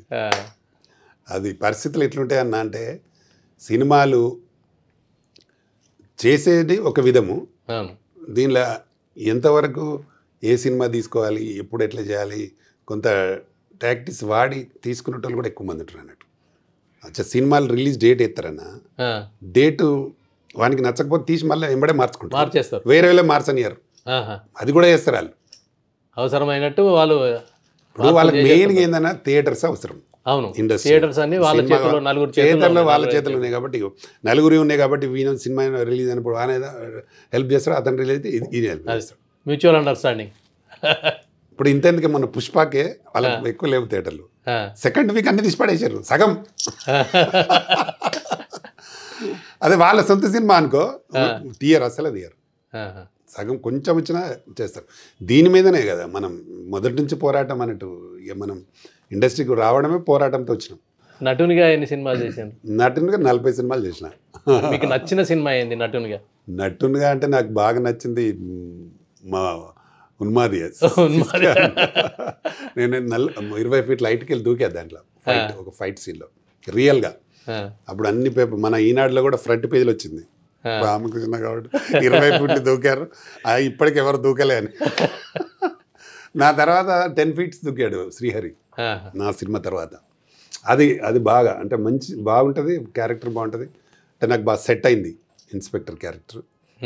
అది బాగా నాకు ఇష్టమైంది, నచ్చింది. మొత్తం ఎన్ని సినిమాల్లో నటునిగా చేశాను? అదే 40 చేసిన, అదొకటి బాగుంటుంది. తర్వాత లేడీ బాస్లో కూడా బాగుంటుంది. లేడీ బాస్ విశాఖపట్నంలో చేసినాం షూటింగ్, చెన్నైలో. కోడి రామకృష్ణ గారు బాగా క్లోజ్ ఉండేవారు. ఆయన షూటింగ్ ఉన్నా లేకపోయినా కలిసి తిరిగే వాళ్ళం, మంచి ఫ్యామిలీ ఫ్రెండ్ అన్నట్టు. TFCC Telangana film chamber of commerce ఏర్పాటు చేయాలనే ఆలోచన కానీ దాంట్లో కీలక పాత్ర పోషించాలనే ఆలోచన ఎప్పుడు వచ్చింది, ఎందుకు వచ్చింది? నేను ఇన్ని రోజుల పోరాటం ఫలితమే ఇది పెట్టాలని వచ్చింది. ఎందుకంటే ప్రతిసారి ఏదో ఒక దగ్గర మమ్మల్ని అణచివేస్తున్నారు. ఇప్పుడు నేను సినిమా కొన్నా నాకు కాకుండా వేరే వాళ్ళకి పోతుంది అని నేను కంప్లైంట్ చేస్తే కూడా వాళ్ళు పట్టించుకోరు అన్నట్టు. ఇప్పుడు వాళ్ళ లెక్క ప్రకారం నా అగ్రిమెంట్ ఉందన్నప్పుడు వాళ్ళు ఎట్టి పరిస్థితుల్లో ఛాంబర్కి వెళ్తే అగ్రిమెంట్ ఆయన ఉంది కాబట్టి ఆయనకి ఇవ్వాలని చెప్పాలి అని చెప్పరు. అక్కడ ఉన్న వ్యక్తి వేరు కాబట్టి అనేది ఉన్నది. అయితే ఇలా జరగదు. ఇట్లా చాలా సినిమాలకు అంటే డేట్లు ఇవ్వకపోవడం, థియేటర్లు ఇవ్వకపోవడం, దాంతోపాటు ఈ డిజిటల్ ఛార్జెస్ కూడా పెంచి ఉండడం, పక్క రాష్ట్రాల్లో తక్కువ ఉంటాయి, మన దగ్గర ఎక్కువ ఉంటాయి. ఎక్కువ చేసేస్తారు, వీళ్ళు అనుకూలమైన దానికి మారుస్తుంటారు. అట్లుంటుంది. ఇప్పుడు ఉన్న దాంట్లో ఎట్లుందంటే మన దగ్గర క్యూబ్, యూఎఫ్ఓ, పిహెచ్డి అని 3-4 ఉన్నాయి. ఫస్ట్ వచ్చినప్పుడు వాళ్ళు ఓన్గా పెట్టిరు. అంటే కంపెనీస్ పెట్టినప్పుడు ఒక రీజనల్ ప్రైజ్ ఒక పెట్టిరు. పెట్టినప్పుడు మా దాంట్లో కొందరు ప్రొడ్యూసర్స్ పెద్దవాళ్ళు ఏం చేశారంటే ఒకదానిలో ఒకరు ముగ్గురు జాయిన్ అయిపోయారు. జాయిన్ అయిపోయి 50% జాయిన్ అయిపోయి రేట్లు పెంచేసారు ఒకటేసారి 10 నుంచి 15,000 ఒక వారానికి, ఒక సినిమాకి. ఇదే బయట పక్క రాష్ట్రాలలో 3,000 ఉంటుంది. బెంగళూరులో అయితే 2,500, బాంబేలో 3,000, చెన్నైలో 3,000 ఉంటుంది, 2,500 ఉంటుంది. మన దగ్గరనే 10 నుంచి 15,000. అంటే ఒక్క వారానికి అంత కాస్ట్. అంటే ఇప్పుడు ఎంత నష్టం జరుగుతుంది? చిన్న సినిమాకు బోలెడంత నష్టం వస్తుంది దాంతో. దానికంటే ప్రింట్లు ఉన్నాయమండి మాకు. ఒక ప్రింట్ తీసుకుంటే అది 50,000 ఉండేది దానికి. అదొక 50-60 సెంటర్లు అలా ఆడుతుండే, 100 సెంటర్లు కూడా ఆడుతుండే. తర్వాత ఫస్ట్ కాపీ అని ఒకటే తీస్తే కూడా ఒక్క సినిమా, ఒక్క ప్రింట్తో రిలీజ్ చేసే సినిమాలు కూడా చాలా ఉండే. 2001 వరకు కూడా చాలా సినిమాలు అట్లా రిలీజ్ అయినాయి. వీళ్ళు వచ్చి డిజిటల్ సిస్టమ్ వచ్చినాక డిజిటల్ సిస్టమ్ మంచిది, మొనోపోలీ వచ్చేసింది. వీళ్ళు మొనోపోలీ అందులో జైన్ అయ్యి నాశనం చేస్తారు. నాశనం అయింది. ఇప్పుడు ఇండస్ట్రీ అంతా నాశనం కావడానికి కారణమే వాళ్ళు. ఉన్న డబ్బులని ఇప్పుడు వాళ్ళకి పోయిన వాళ్ళు 100 కోట్లతో వచ్చిన వాళ్ళు ఇలా 10,000 కోట్లకు పోయినారు. ఒక్కొక్కటి క్యూబ్ కానీ, యూఎఫ్ఓ కానీ, పిహెచ్డి కానీ, వీళ్ళంతా విపరీతంగా సంపాదిస్తారు. మళ్ళీ అదే మరి పక్క రాష్ట్రాల్లో లేదు. మనోళ్ళు ఇలా షేర్ అయినారు కాబట్టి వీళ్ళకి ప్రాఫిట్ ఉంటుంది కాబట్టి మన ప్రొడ్యూసర్స్ ముంచుతున్నారు. అంటే దీని విషయంలోనే మీరు చాలా పోరాటం చేసినారు. ఆమరణ నిరాహార దీక్ష దీని మీదనే నేను ఆమరణ నిరాహార దీక్ష చేసిన 9 రోజులు. ఈ డిజిటల్ అండ్ థియేటర్స్ గుప్పాధిపత్యంలో పెట్టుకొని ఎవరికి థియేటర్లు ఇవ్వకుండా, ప్లస్ ఇది అప్పుడు చేసి ఏదో థియేటర్లు బంద్ చేసి అది ఇది చేస్తే ఎంత 3,000 తగ్గించారు. 3,000 మళ్ళా పెంచలే, తగ్గించే ఉన్నది కదా, నామినల్గా అంతా తగ్గించారు. అంటే 15 నుంచి 12 చేసారు, 12-10 చేస్తారు. దాన్ని ఇంకొక కొద్దిగా ఏం చేశారంటే 3rd వీక్ తక్కువ, 4th వీక్ ఇంత తక్కువ అని ఇంకా సిస్టమ్ మార్చారు. అట్లా కాకపోతే ఇప్పటికి కూడా కొన్ని ఉన్నాయి. ఈడొకటి కూడా ఉంది, కేసరి అని. వాళ్ళు 2,500 తీసుకుంటారు. 2,500, 3,000 కేసరి అని. ఒక్కటి కొత్తగా స్టార్ట్ అయింది, కానీ దానికి థియేటర్ లేవు. అచ్చా ఉన్న థియేటర్లు వీళ్ళ చేతుల్లో ఉన్నాయి కాబట్టి థియేటర్లు వీళ్ళ చేతుల్లో, డిజిటల్ మీడియా వీళ్ళ చేతుల్లో. వాళ్ళ దగ్గర ఉన్నాయి ఏంటన్నీ పనికిరాని కొత్త చిన్న థియేటర్లు ఉన్నాయి. అందులో వేసిన పెద్ద బెనిఫిట్ ఉంటుంది. వీళ్ళు తగ్గిస్తే ఇండస్ట్రీకి లాభం జరుగుతుంది. ఇప్పుడు ఈరోజు దీని గవర్నమెంట్ పోయిన గవర్నమెంట్ కూడా దీని మీద ఏం చర్య తీసుకురా. మేము మస్తు పోరాడినాం, మస్తు చెప్పినాం. మాకు అప్పుడు మంత్రులు వచ్చి నిమ్మరసం ఇచ్చి ఊపించి మీ అన్నీ చేస్తాం. అప్పుడు ఎంపీ ఉండే, మన సిద్దిపేట ఎంపీ కొత్త ప్రభాకర్ రెడ్డి, ఆయన కూడా వచ్చి నిమ్మరసం ఇచ్చే మేము అన్ని సీఎంకి చెప్తాం, మేము తగ్గిస్తాం. అది ఏం చేయలే. సీఎంకు వాళ్ళు చెప్పేది నువ్వు చెప్పుకున్నాక అంతే కదా. ఎవరు చెప్పినా కదా. ఆడ సీఎం దాకా పోతుంది, సీఎం వింటాడు, కానీ సీఎం తర్వాత వ్యక్తులు అది మాయా చేసేస్తారు. అది అట్లనే కదా సార్ దగ్గర ఉన్నది. లేకపోతే సార్ మంచి ఒపీనియన్ తోటి ఉన్నా ఆయన మళ్ళీ తప్పుదారి డైవర్ట్ చేస్తారు. ఆ టైంలోనే కదా ఇదంతా జరిగింది. ఆయన 10 ఏళ్ళ ఇండస్ట్రీకి నిజంగా చెప్పాలంటే ఏం కూడా మేము ఏం చేయాలి, ఇవి వాళ్ళు చేయొచ్చు, కంట్రోల్ ప్రభుత్వాలు చేయొచ్చు. ఇప్పుడు నిన్న రేవంత్ రెడ్డి గారు చెప్పారు సీరియస్గా ఇయ్యమని. అది చాలా మంచిది, ఇయ్యొద్దు. ఎందుకు ఇవ్వాలి టికెట్? పుష్ప సినిమా పరిణామాలు 100% ఆయన కరెక్ట్ చెప్పిండు. 100%. ఎందుకంటే ఆయన కూడా నిర్మాత, ఆయనకు తెలుసు. ఆయన సినిమాలు తీసిండు. ముఖ్యమంత్రి గారు సినిమాలు తీసిండు, ఆయన వారికి తెలుసు. చాలా సినిమాలు తీసిందా? 2 ఏమో చేసినట్టున్నారు పార్ట్నర్షిప్లో. ఆయన 100% అది. ఇప్పుడు టికెట్ పెంచే విధానం లేకపోతే చిన్న సినిమాలకు చాలా మంచి జరుగుతుంది. ఇప్పుడు ఏందన్నా, ఇప్పుడు నీకు సంవత్సరానికి ఎన్ని సినిమాలు రిలీజ్ అయితే బెనిఫిట్ షోలో పేరిట చాలా రకాల మాయాజాలం వచ్చేసింది. అవును. ఒకప్పుడు బెనిఫిట్ షోలు అంటే ఏదో స్వచ్ఛంద సంస్థలు చేసేవాళ్ళు, లేదా ఒక ప్రత్యేక కారణంతో ఏదైనా అభివృద్ధి కార్యక్రమం చేయడానికి వాళ్ళు సినిమాని తీసుకొని బెనిఫిట్ షో అంటే బయట టికెట్లు అమ్ముకొని తిరిగి అమ్ముకొని నడిపించేవాళ్ళు. ఇప్పుడు బెనిఫిట్ షో అంటే అట్లా కాదు, హీరో ఇమేజ్ లేదా దర్శకుని ఇమేజో ఇంకెవరి ఇమేజ్ను పట్టుకొని వాళ్ళు విపరీతంగా పెంచేస్తున్నారు. అవునన్నా 100%. ఇప్పుడు పుష్పకు కూడా అదే పరిణామం జరిగింది అంటున్నారు, మీరేమంటారు? కరెక్ట్ అన్నది 100%. గతంలో పెద్ద సినిమాకనే కాదన్న, చిన్న సినిమా అయినా కూడా దాని బెనిఫిట్ షోకు టికెట్లు అమ్ముకునేవాళ్ళు. ఎవరు? ఆ స్వచ్ఛంద సంస్థ వాళ్ళు. అవును, అమ్ముకొని సినిమా మార్నింగ్ షో స్పెషల్ షోకి వేసి దానికి టికెట్లు అమ్ముకొని ఆ వచ్చిన ప్రాఫిట్ని వాళ్ళ సంస్థకు తీసుకునేవాళ్ళు. అవును, దాన్ని ఇప్పుడు వీళ్ళు కమర్షియలైజ్ చేసిర్రు. ఇప్పుడు గవర్నమెంట్ 200 రూపాయలకి ఇచ్చింది టికెట్, వీళ్ళకు వీళ్ళు 3000 ఎట్లా అమ్ముతారన్న టికెట్? ఒక్క టికెట్ 3000 మీరు మన 200 పెంచుకోవచ్చు అంటే 3000 అమ్ముతారా? 3000 ఇప్పుడు ఆయన పాపం సీఎం గారు చెప్పినట్టే వాళ్ళు 12,000 టికెట్లు పెట్టుకొని అడుగు 30,000 ఉద్యోగి రేవతి భర్త 30,000 రూపాయల సాలరీ ఆయనకు 12,000 కొడుకు కోసం, అంటే అభిమాని అని కొడుకు కోసం 12,000 పెట్టుకొని సినిమా చూస్తే ఇంకా వాడు మీ అభిమాని అయినా నీ అభిమానికే నష్టం జరిగినాక నువ్వేం హీరో నువ్వేం ప్రొడ్యూసరు కాదు కదా. ఇప్పుడు సినిమా చిన్నవాళ్ళు చూసి ఎంజాయ్ చేసే రోజులు పోయినాయి అన్న మొత్తం సామాన్యులు. ఇప్పుడు మామూలుగా సామాన్యులు ఎంజాయ్ చేయాలంటే సినిమా ఓటీటీలోనే ఎంజాయ్ చేసుకునే పరిస్థితి. ఇప్పుడు కష్టజీవులు ఓటీటీ కూడా ఏడవుతారన్న వాళ్ళు. ఎక్కడో పొలాల వ్యవసాయం చేసుకునే కర్షకులు ఉన్నారనుకో ఏడవుతారన్న. నిజంగా ఫస్ట్ షో సెకండ్ షో బాగా చూసేది వాళ్ళే. అవును, ఇప్పుడు ఎక్కడ డే అంతా పనిచేసి వచ్చి ఈవినింగ్ ఫస్ట్ షో కానీ సెకండ్ షో కానీ హౌస్ఫుల్స్ ఉంటుండే వాళ్ళే. ఇప్పుడు అవన్నీ పోయినాయి, ఆ రోజులే లేవు. ఇప్పుడు ఈ టికెట్లు పెట్టి ఎవడొస్తాడు ఎవడు రావద్దురా బాబు అని సైలెన్స్గా ఉన్నారు. అంటే సామాన్యులకు దూరమైన సినిమా ఇండస్ట్రీ కొందరు చేయంగా దాన్ని మళ్ళీ ఈ ముఖ్యమంత్రి గారు మరి ముందుకు తీసుకొస్తే ఎంత మంచిగా ఉంటుంది అనేది చూడాలి. అంటే మీ అభిప్రాయాలను చేరవేసే అవకాశం లేదా? మరి నేను 100% మేము ఛాంబర్ ఆఫ్ కామర్స్ ద్వారా త్వరలో డెఫినెట్గా మేము సీఎంని కూడా కలవాలనుకుంటున్నాం. ఖచ్చితంగా కలుస్తాం. ఎందుకంటే ఈ నిర్ణయం 100% కరెక్ట్. టికెట్లు పెంచొద్దు. మీకు ఒక్కటి చిన్నది చెప్తానన్నా, సంవత్సరానికి 250 నుంచి 300 సినిమాలు రిలీజ్ అవుతాయి అన్న, ఏది మనకు ఇయర్లో తెలుగు ఫిలిం ఇండస్ట్రీలో. ఇందులో ఓన్లీ 50 మూవీసే పెద్దయి అన్న, తక్కిన 250 చిన్న సినిమా రిలీజ్ అవుతాయి. చిన్న సినిమాలకు పెద్ద ఆదరణ ఉండదు. చిన్న సినిమాలు తీసిన వాళ్ళు అందరికి డబ్బులు రాక రిటర్న్ రాక వాళ్ళు ఆగమైపోతున్నారు. వాళ్ళు మళ్ళీ ఫీల్డ్లోకి రాస్తున్నారు. గదే 50 సినిమాలు తీసిన వాళ్ళు ఉంటారు ఇండస్ట్రీలో. వీళ్ళు ఎంతో మంది వస్తున్నారు. వాళ్ళు నిలబడితే ఇండస్ట్రీ ఇంకా బాగా అవుతుంది. ఎందుకంటే అన్న ఇప్పుడు పెద్ద సినిమా 2 ఏళ్ళు 3 ఏళ్ళు చేస్తారు. పుష్ప 3 ఏళ్ళు చేశారు. మేము 3 ఏళ్ళలో 10 సినిమాలు చేస్తున్నాం మేడం. చిన్నవి ఇప్పుడు 10 ఇప్పుడు సినిమాకి గంతే. నువ్వు పనిచేసిన నీకు గంతే 200 మంది పని చేస్తారు, దీనికి కూడా గంతే 200. చిన్న సినిమాకైనా 200 మంది పని చేస్తారు. అందరికీ లాభం జరుగుతుంది కదా, వర్కర్స్కి అందరికీ లాభం జరుగుతుంది కదా. కాబట్టి చిన్న సినిమా బతికితేనే ఇండస్ట్రీ ఉంటుంది బాగా. సినిమాలు థియేటర్లకు కూడా అంతే. థియేటర్లకు కూడా చిన్న సినిమా మంచిగా ఆడితేనే థియేటర్లకు కలెక్షన్స్ ఉంటాయి. ఇప్పుడు వాళ్ళు అదే రేటుతో నడిచినా చిన్న సినిమాకి లాభం వస్తుంది. అది పెద్ద సినిమాకేమో పెంచుకొని చేయాలి. వాళ్ళకి అవసరం కావాలని వీళ్ళు ఎక్కువ, అంటే గవర్నమెంట్ అన్నదానికంటే కూడా ఎక్కువ పెంచి చేస్తున్నారు.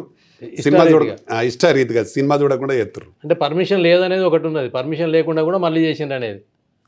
పుష్ప సినిమాకు అంటే నటుడు అల్లు అర్జున్ రావడానికి పర్మిషన్ ఇవ్వలేదు, అట్లాంటి అన్ని రకరకాలుగా వినిపిస్తున్నాయి. పుష్ప సినిమాకు వాళ్ళు అడిగిండ్రు అన్న, వాళ్ళు ఇప్పుడు అడిగితే వాళ్ళు ఇవ్వలేదు పోలీసులు పర్మిషన్ ఇవ్వలే. ఈయనకు అది తెలియదు, వాళ్ళు చెప్పలే. అంటే వాళ్ళకి ఎంతసేపు రావాలని ఉంటుంది కదా థియేటర్ వాళ్ళకు, కానీ ఇంత అవుతుందని తెలియదు వాళ్ళకు. వాళ్ళు ఈయనకు చెప్పలే. ఈయన ఉండొచ్చు కదా అని ఈయన పోయిండు. అక్కడ పోయిన తర్వాత కూర్చున్నాక అది ఇన్సిడెంట్ అయితే వాళ్ళు చెప్తే ఆయన రాలేదు బయటకు. అది కూడా వాళ్ళకి ఇబ్బందికరంగా కదా. ఇప్పుడు థియేటర్లో నిజంగా కూడా థియేటర్ ఇంతకుముందు ఎట్లుందంటే 2 గేట్లు ఉండే అన్న దానికి, సంధ్యాకి ఇటోటి అవుట్ గేట్ ఇన్ గేట్. దాన్ని తీసేసారు, ఒకటే గేట్ పెట్టారు, అవుట్ గేట్ ఇన్ గేట్. అది 2 థియేటర్లకు 35కు 70కి. దాంతో అంతా ఇరికిరికి అయింది. అది ఇరికిరికై ఆ ఇన్సిడెంట్ జరిగింది. ఇన్సిడెంట్ జరిగినాక కూడా అన్న ఇప్పుడు ఈయన ఊకపోవడం అన్నది 100% తప్పు. అల్లు అర్జున్ పోవాలి, ఎందుకు పోవద్దు? ఆడవాడు అన్న బన్నీ చెప్పిండు, బిన్ని ఎందుకు పట్టించుకోవాలండి? ఈయన వెళ్ళిపోవాలి కదన్న. ఒక ఫ్యాన్, ఒక అభిమాని, ఆయన తల్లి చనిపోయింది, ఆయన హాస్పిటల్కి వెళ్ళిపోవాలి, నన్ను బన్నీ వద్దన్నాడు అని చెప్తున్నాను స్పీచ్లో. బన్నీ వద్దంటే ఒప్పుకుంటాడు ఆయన. బన్నీ నేను కావాలని కూడా వద్దనొచ్చు. వాళ్ళు మేనేజరో బీనేజరో ఎవడైనా కానీ ఆయన చెప్తే అసలు వెళ్ళిపోవాలి. వెళ్ళిపోయి నువ్వు ఇచ్చే డబ్బు లేదో ఇచ్చేస్తే అయిపోయేది, ఇదంతా లొల్లే ఉండేది కాదు. ఇదంతా రభస ఉండేది కాదు, నీకు అసెంబ్లీలకు వచ్చిన అసలు డబ్బులో లెక్క కాదు ఈ సినిమా ఫీల్డ్ కాదు కదన్నా. 25 లక్షలు అనేది పెద్ద ఏదేమి ఉంది. ఇప్పుడు అనౌన్స్ చేసిండు, అది ఇయ్యలేదు, కానీ ఇచ్చినా బాగుండేది.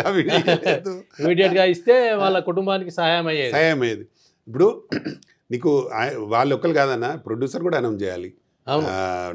డైరెక్టర్ అని పక్క పెట్టు, ప్రొడ్యూసర్ హీరో అనౌన్స్ చేసి ఎన్నో కొన్ని ఇచ్చేసి వస్తే అయిపోయేది. అది పాపం ఇప్పటికీ వాళ్ళకి ఇంకా గవర్నమెంట్ ముందుకు వచ్చి డబ్బులు ఆయన మా కోమటిరెడ్డి వెంకటరెడ్డి గారు ఇచ్చేసి వచ్చారు. 25 లక్షలు ఇచ్చారు, మొత్తం ఖర్చు నేనే పెట్టుకుంటా అంటున్నాడు. అంటే వాళ్ళు చేయని పని ప్రభుత్వం చేస్తుంది. ఇప్పుడు ఈయన చేస్తే బాగుండేది. ఇప్పుడు కోమటిరెడ్డి వెంకటరెడ్డి గారు కూడా అన్నారు, ఖచ్చితంగా మేము ఇక టికెట్లు పెంచాం మొత్తానికి. అల్టిమేట్ మంచి పని చేసిండ్రు ఇద్దరు. పెంచొద్దు టికెట్లు, మా డిమాండ్ కూడా అదే, అస్సలు పెంచొద్దు టికెట్లు వేస్తే ఇప్పుడు 2-3 నెలల బడ్జెట్ అంతా ఒకే సినిమా పోతున్నాయి వాళ్ళకి. ఇప్పుడు చిన్న మామూలు రేట్లు ఉంటే 2-3 సినిమాలు చూస్తారు అదే డబ్బులతో. కాబట్టి అస్సలు పెంచొద్దు, ఈ బెనిఫిట్ షోట్లు వేయద్దు. మా డిమాండ్ కూడా అది, మా ఛాంబర్ డిమాండ్ కూడా అస్సలు పెంచొద్దు. మేము మొదటి నుంచి అడుగుతున్నామని ఇది, టికెట్లు పెంచొద్దు అని. తెలంగాణ ఇప్పుడు బీఆర్ఎస్ ప్రభుత్వం కూడా అడిగినాం పెంచొద్దని, వాళ్ళు కూడా పెంచారు. ఒక సినిమా తీసేటప్పుడు ఆ వివిధ రంగాల్ని, ఆ 24 రంగాల్ని ఏకీకృతం చేయడం, ఒక దగ్గరే జమ చేయడం, లేదా ఎవరిని ఎప్పుడు ఎలా ఉపయోగించుకోవాలనే ఆ పద్ధతిని అనుసరించడం రకరకాలుగా ఉంటాయి. సినిమా రంగంలో అయితే ఇంకా చాలా మార్పులు ఉంటాయి, చాలా రకాల మోసాలు ఉంటాయి, చాలా రకాల ఎత్తుగడలు ఉంటాయి. వీటన్నిటిని తట్టుకోవడానికి కొత్త వాళ్ళకి మీరు ఏం చెప్తారు? సినీ రంగంలో రావాలనుకునే వాళ్ళు. సినిమా రంగం అనేది మంచి బెస్ట్ ఇండస్ట్రీ అన్న, కానీ దీన్ని పర్ఫెక్ట్ చేయాలి. ముఖ్యంగా ఏంటంటే ఇందులో మంచి వాళ్ళు ఉంటారు, చెడ్డవాళ్ళు ఉంటారు. మంచి వాళ్ళు తక్కువ ఉంటారు, చెడ్డవాళ్ళు ఎక్కువ ఉంటారు. కాబట్టి మంచి వాళ్ళను చూస్ చేసుకొని రావాలి. ఇప్పుడు ఒక డైరెక్టర్ అంటే నీకు 100% 24 క్రాఫ్ట్స్ మీద కమాండింగ్ ఉంటుంది. ఎవరేంది, ఎవరిని ఎప్పుడు ఎక్కడ వాడాలి, అప్పుడే డైరెక్టర్ అవుతాడు. ఇవన్నీ అనుభవం ఉన్నప్పుడే డైరెక్టర్ అవుతాడు. ఫస్ట్ ప్రొడ్యూసర్గా ఏ అనుభవం లేకపోయినా ప్రొడ్యూస్ చేయొచ్చు, కానీ డైరెక్టర్ అనేవానికి అన్ని అనుభవం ఉన్నానే చేయగలుగుతాడు, లేకపోతే చేయలేడు. ఇప్పుడు ఒక ఆర్టిస్ట్కు, ఒక లేడీ హీరోయిన్ ఉందనుకుంటే, ఒక ఆర్టిస్ట్కి ఒక బొట్టు బిల్ల లేకపోయినా మైనస్ అవుతుంది, ఒక చిన్న పాపిడి బిల్ల లేకపోయినా పక్కకు మైనస్ అవుతుంది. కాబట్టి ఇన్ని చూసుకొని చేసినప్పుడే డైరెక్టర్ అవుతాడు. ప్రతిదిగా మేకప్ కానీ, కాస్ట్యూమ్స్ కానీ, ప్రతి లొకేషన్ కానీ, మనకు ఇప్పుడు మనం చేసే సీన్కు ఆ లొకేషన్ పర్ఫెక్ట్గా ఉందా లేదా, అవన్నీ ముందే చూసి, ఒకరోజు ముందే చూసి సెలెక్ట్ చేస్తారు ఎవరైనా. మేము కూడా అంతే, ఒక 2 రోజులు ముందు పోయి ఆ లొకేషన్ మనకు ఈ సీన్ కరెక్ట్గా కాదా అనే దాని మీద చూసి చేస్తాం. ఇప్పుడు మనం వర్షం సీన్ చేసినాం, మనం ఎక్కడ చేస్తే బాగుంటుంది, సాంగ్ వర్షంలో సాంగ్ ఎక్కడ చేస్తే బాగుంటుంది. ఒక పాట కోసం 10 ప్రాంతాలు తిరుగుతున్నారు, 50 ప్రాంతాలు, వివిధ దేశాలు తిరుగుతున్నారు ఒక పాట కోసం అన్న. ఇప్పుడు తగ్గింది అది, ఇప్పుడు దేశాలు తిరగ కూడా తగ్గింది. ఎందుకంటే గ్రీన్ మ్యాట్ వచ్చి ప్రపంచాన్ని అంతా ఇట్లా చూపించవచ్చు. గ్రీన్ మ్యాట్ వచ్చింది కాబట్టి మొత్తం ప్రపంచం చూపించవచ్చు. ఇంకోటి కూడా కొత్త మార్పు వచ్చింది డిజిటల్లో. ఇంతకుముందు మనకు ఓన్లీ ఫొటోస్ ఉంటుండే, ఇప్పుడు డిజిటల్ వీడియోస్ కూడా ఉన్నాయి. జస్ట్ మనం గ్రీన్ మ్యాట్లో తీస్తే బ్యాక్గ్రౌండ్ ఇది పెట్టేసుకోవచ్చు. అది కూడా వచ్చింది కొత్తగా. అది ఇంకా చీప్లో అయిపోతుంది, అంటే తొందరగా అవుతుంది, ఈజీగా. అంటే టెక్నాలజీ రోజు రోజు పెరుగుతుంది. ఇప్పుడు మన హనుమాన్ తీసిరన్న, వాళ్ళు ఎక్కడికి పోయినారు, ఎక్కడికి పోలే, అంతా డిజిటలే. సూపర్ హిట్ చేసారు సినిమా. అది తెలివితో, అంటే డైరెక్టర్ తెలివితో చేసిండు అది. అంటే అన్ని రకాలుగా ఉన్నప్పుడు దాన్ని వాడుకునే విధానం అవసరం. ఆ విధానం ద్వారానే చాతుర్యం ఉండాలి, అంతే కదా. సక్సెస్ చేయడానికి ఏమైతే మనం ఏ ఫార్ములా వాడితే సక్సెస్ అవుతాం అనేది ఉంటేనే అప్పుడు సక్సెస్ అవుతుంది, లేకపోతే కష్టం. మా ఛాంబర్లో అడిగిన, మీరు పూర్తిగా చెప్పలేను, ఇంకొచ్చాను ఆన్సర్. తెలంగాణ ఫిలిం ఛాంబర్ అనేది మనం 2014లో పెట్టినాం ఇది. జస్ట్ 7 సభ్యులతో పెట్టినాం స్టార్టింగ్. నేనే చైర్మన్, ఫౌండర్ నేనే కదా. నేను, నాతో పాటు ఇంకొక 6 కలిసి పెట్టిన. అందులో 6 ప్రముఖులు ఉన్నారా? అంతకు మా వాళ్ళు ఉన్నారు, మన ప్రొడ్యూసర్స్. పెట్టి చేసినాం. అయితే దీనికి ఫస్ట్ చేసిన తర్వాత చాలామంది మమ్మల్ని వేరే రకంగా చూసారు. మీరు అంటే నేనన్నా, రాష్ట్రమే విడిపోయింది, బైఫర్కేషన్ అయింది, ఎఫ్డిసి సపరేట్ అయింది. తెలంగాణ ఎఫ్డిసి వేరు, ఇప్పుడు ఆంధ్ర ఎఫ్డిసి వేరు. అంటే ఇది రాష్ట్రం ఏర్పడిన తర్వాత మరి రాష్ట్రం ఏర్పడి అప్పుడే ముందే జస్ట్ కొద్ది ముందు అంటే అనౌన్స్ అవుతుంది అన్న టైప్లోనే పెట్టినామని తెలంగాణ ఉద్యమంలోనే ఉద్యమం వచ్చేది అది ఎట్లాగా అవుతుంది కదా అనే దాని మీద అప్పటికి మాకు బాగా మమ్మల్ని ఇబ్బంది పెడతారు వీళ్ళు ప్రతిదీ సినిమా థియేటర్ దొరకనియరు సినిమా రిలీజ్ చేయనియరు సినిమా చేస్తే రకరకాల ప్రాబ్లమ్స్ పెడతారు అనేదే మాకు ఎఫర్డ్ అయినాం వాళ్ళతోటి వీళ్ళు మమ్మల్ని కసితో పెట్టిందే చాంబర్ మరి అంటే చిన్న వాళ్ళందరూ అంటే ఇలా ప్రాంతీయం లేదు ఇలా మన దానిలో చిన్న నిర్మాతలు అందరు ఉన్నారు ఆంధ్ర మా బెంగళూరు వాళ్ళు ఉన్నారు చెన్నై వాళ్ళు ఉన్నారు అన్ని రాష్ట్రాల్లో ఉన్నారు కాకపోతే ఏంటంటే చిన్న నిర్మాతలు అంటే ఒక మీడియం సినిమా చేసే నిర్మాతలు అంతా అయితే ఇది బాగాలేదని చెప్పి పెట్టిన తర్వాత వాళ్ళు బాగా ప్రాబ్లం చేయడం మొదలుపెట్టారు వీళ్ళు మేమేం లేదు చెయ్యాలి మెంబర్షిప్ చేయాలి సెంట్రల్కి పోయినాం వెంకయ్య నాయుడు గారు ఉంటారు సినిమాటోగ్రఫీ మినిస్టర్ అప్పుడు కేంద్ర ఆయన దగ్గర పోయినాం పోయి సార్ ఇట్లుంది ఇట్లా వేసినాం అప్పటికి ఆయన దగ్గర పోయే వరకు 300 మంది అయినారు అందరు కలిసి లిస్ట్ అంతా తీసుకొని పోయి సార్ ఇట్లుంది మాకు అదేంటంటే మీకు చిన్న సినిమా సార్ అన్నారు మీకు చిన్న సినిమాలకు అవసరం కరెక్టే మీకు ఉండాలి అన్నాడు అయితే నేను ఎట్లా పోయినా అంటే దత్తాత్రేయ గారు లెటర్ తీసుకుపోయినా అప్పుడు మినిస్టర్ ఆయన లెటర్ తీసుకొని సార్ ఇట్లుంది మాకు పరిస్థితి అంటే ఓకే వాళ్ళ మన్మడు మా దాంట్లో మెంబరే ఆయన తోలుకొని పోయినాం అన్నట్టు పోతే చూసిన లెటర్ ఆయన వెంకయ్యనాయుడు గారు మీకు అవసరం ఏది అని అప్పుడు ఏంటంటే ఆయన దగ్గర పిఎస్ ఒక అతను సత్యమూర్తిరావు ఏదో ఉండేనే మన దగ్గర కలెక్టర్ చేసాను నేను ఎప్పుడు డిసిసిబి ఉన్నప్పుడు బ్యాంక్ చైర్మన్ ఉన్నప్పుడు ఆయన గుర్తుపట్టి ఇట్లా సార్ అంటే ఆయన మాకు 1 వీక్ లోపల ఇచ్చిండు 1 వీకే గుర్తింపు తీసుకొచ్చి లెటర్ ఇచ్చి 1 వీక్లో గుర్తింపించి ఎంబడి ఇక్కడికి కమిషనర్కి ఫోన్ చేసి చెప్పిండు ఎవరికి మన హెల్త్ డిపార్ట్మెంట్ మనకు వీళ్ళకి 5 లక్షల హెల్త్ కార్డు కూడా ఫ్రీగా ఇవ్వండి వీళ్ళు టెక్నీషియన్స్ ఉన్నారు వాళ్ళందరికీ ఇవ్వండి అని అది తెలుగు ఫిలిం ఛాంబర్కి లేదు మాకుంది తెలుగు ఫిలిం ఛాంబర్లో ఇది లేదు 5 లక్షల హెల్త్ కార్డు ఇచ్చేది లేదు వాళ్ళు ఇప్పటికి కూడా తెచ్చుకోలేదు మేము ఇస్తాం టెక్నీషియన్కి మాకు ఎంబడే ఫోన్ చేసి చెప్పిర్రు చెప్తే ఆ రోజు మీరు వెళ్ళి ఇప్పుడే కలవండి అంటే ఆ లెటర్ తీసుకొని వచ్చి ఎంబడే కలిసిన కమిషనర్ ఇక్కడ హెల్త్ డిపార్ట్మెంట్ కమిషనర్ కలవగానే మాది యాక్సెప్ట్ చేసి ఆ రోజు నుంచి ఈ రోజు వరకు ఇస్తూనే ఉన్నాం దాదాపు ఎంతమంది సభ్యులు ఉన్నారు ఇప్పటికి ఇప్పుడు 16,000 మంది అయింది సార్ మాకు ఓన్లీ ప్రొడ్యూసర్స్ 1000 మంది ఉంటారు మా అల్లాబాద్ కూడా ప్రొడ్యూసర్ మెంబరే ఆయన వైస్ చైర్మన్ ఇట్లా చాలా మంది అయినరు రవి యూనిట్ వాళ్ళు ఫైట్ మాస్టర్సే దాదాపు ఒక 100 మంది ఉంటారు ఇట్లా అన్ని డిపార్ట్మెంట్లు ఉన్నాయి ఆర్టిస్టులు టెక్నీషియన్స్ మన కెమెరామెన్లు డైరెక్షన్ డిపార్ట్మెంట్ వాళ్ళు ఆర్ట్ డిపార్ట్మెంటు మ్యూజిషియన్స్ సింగర్స్ మంగళి సింగర్ కూడా మన మెంబరే మధుప్రియ మెంబరే గీతా మాధురి మెంబరే చాలా మంది రెండిట్లో కూడా మెంబర్ కావచ్చు ఇప్పుడు నేను అందులో ఉన్నా అందులో మొన్న ఈసీలో గెలిచిన తెలుగు ఫిలిం ఛాంబర్లో ఎలక్షన్లో ఎట్లయినా ఉండొచ్చు ఇది సొసైటీ కదన్న సొసైటీలో ఉండొచ్చు అట్లా మేము చేసుకున్న తర్వాత కూడా ప్రాబ్లం చేసారు మమ్మల్ని కొన్ని రోజులు మనతో స్టార్టింగ్ ఉన్నప్పుడు మంచిగా ఉంటారు ఇక్కడ ఒక సర్టిఫికెట్ ఏది ఒక టైటిల్ పెట్టారు మీరు వచ్చారన్న మాకు టైటిల్ కావాలన్నారు మేము ఇచ్చినాం అక్కడ అడిగి అక్కడ ఉంటే ఇవ్వకపోదు ఇట్లుండే దీనికి కొన్ని రోజుల తర్వాత వాళ్ళు ఏం చేసారే మనం సపరేట్ పెట్టుకుంటాం వాళ్ళు ఇప్పుడు మేము ఇచ్చిన వాళ్ళు ఇస్తారు వాళ్ళు ఇచ్చిన మేము ఇస్తున్నాం అప్పుడు ఒకే టైటిల్తో 2 సినిమాలు వచ్చే సమస్య కదా అంటే ఎవరు ముందు సెన్సర్ అయిపోతుంది వాళ్ళకు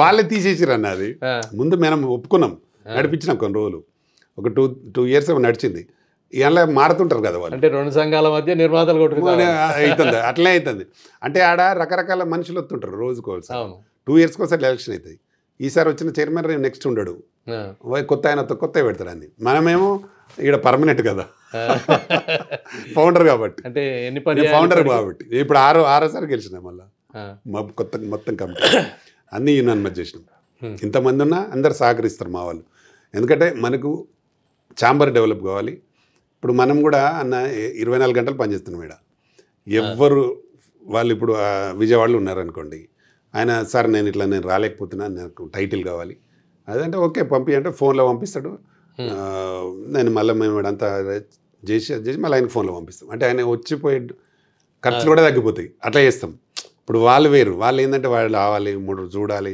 ఇవ్వాలి 3 రోజులు ఉండాలి అప్పుడే ఇతరాలు అయితే మొన్నటి గెలిచినాం మేము మొన్న తెలంగాణ ఫిలిం ఛాంబర్ మేము పోయి కోమటిరెడ్డి వెంకటరెడ్డి గారిని కలిసినాం ఇట్లా మేము గెలిచినాం ఇట్లా ప్రమాణ స్వీకారం రావాలి సార్ అంటే 100% వస్తా అన్నాడు ఊరంతా పోస్టర్లు వేసినాం వచ్చిండు వచ్చి అంతకుముందు చెప్పినాం మేము, మాకు తెలంగాణలోకి ఎవరికి ఇండ్లు లేవు సార్, ఇట్లా అయినాయి, మా మెంబర్లకు చాలామందికి ఇవ్వలేదు, అదేంటే అరే అట్లా ఎట్లా ఇయ్యారని అప్పటికే వాళ్ళే బంద్ చేసిరాడు.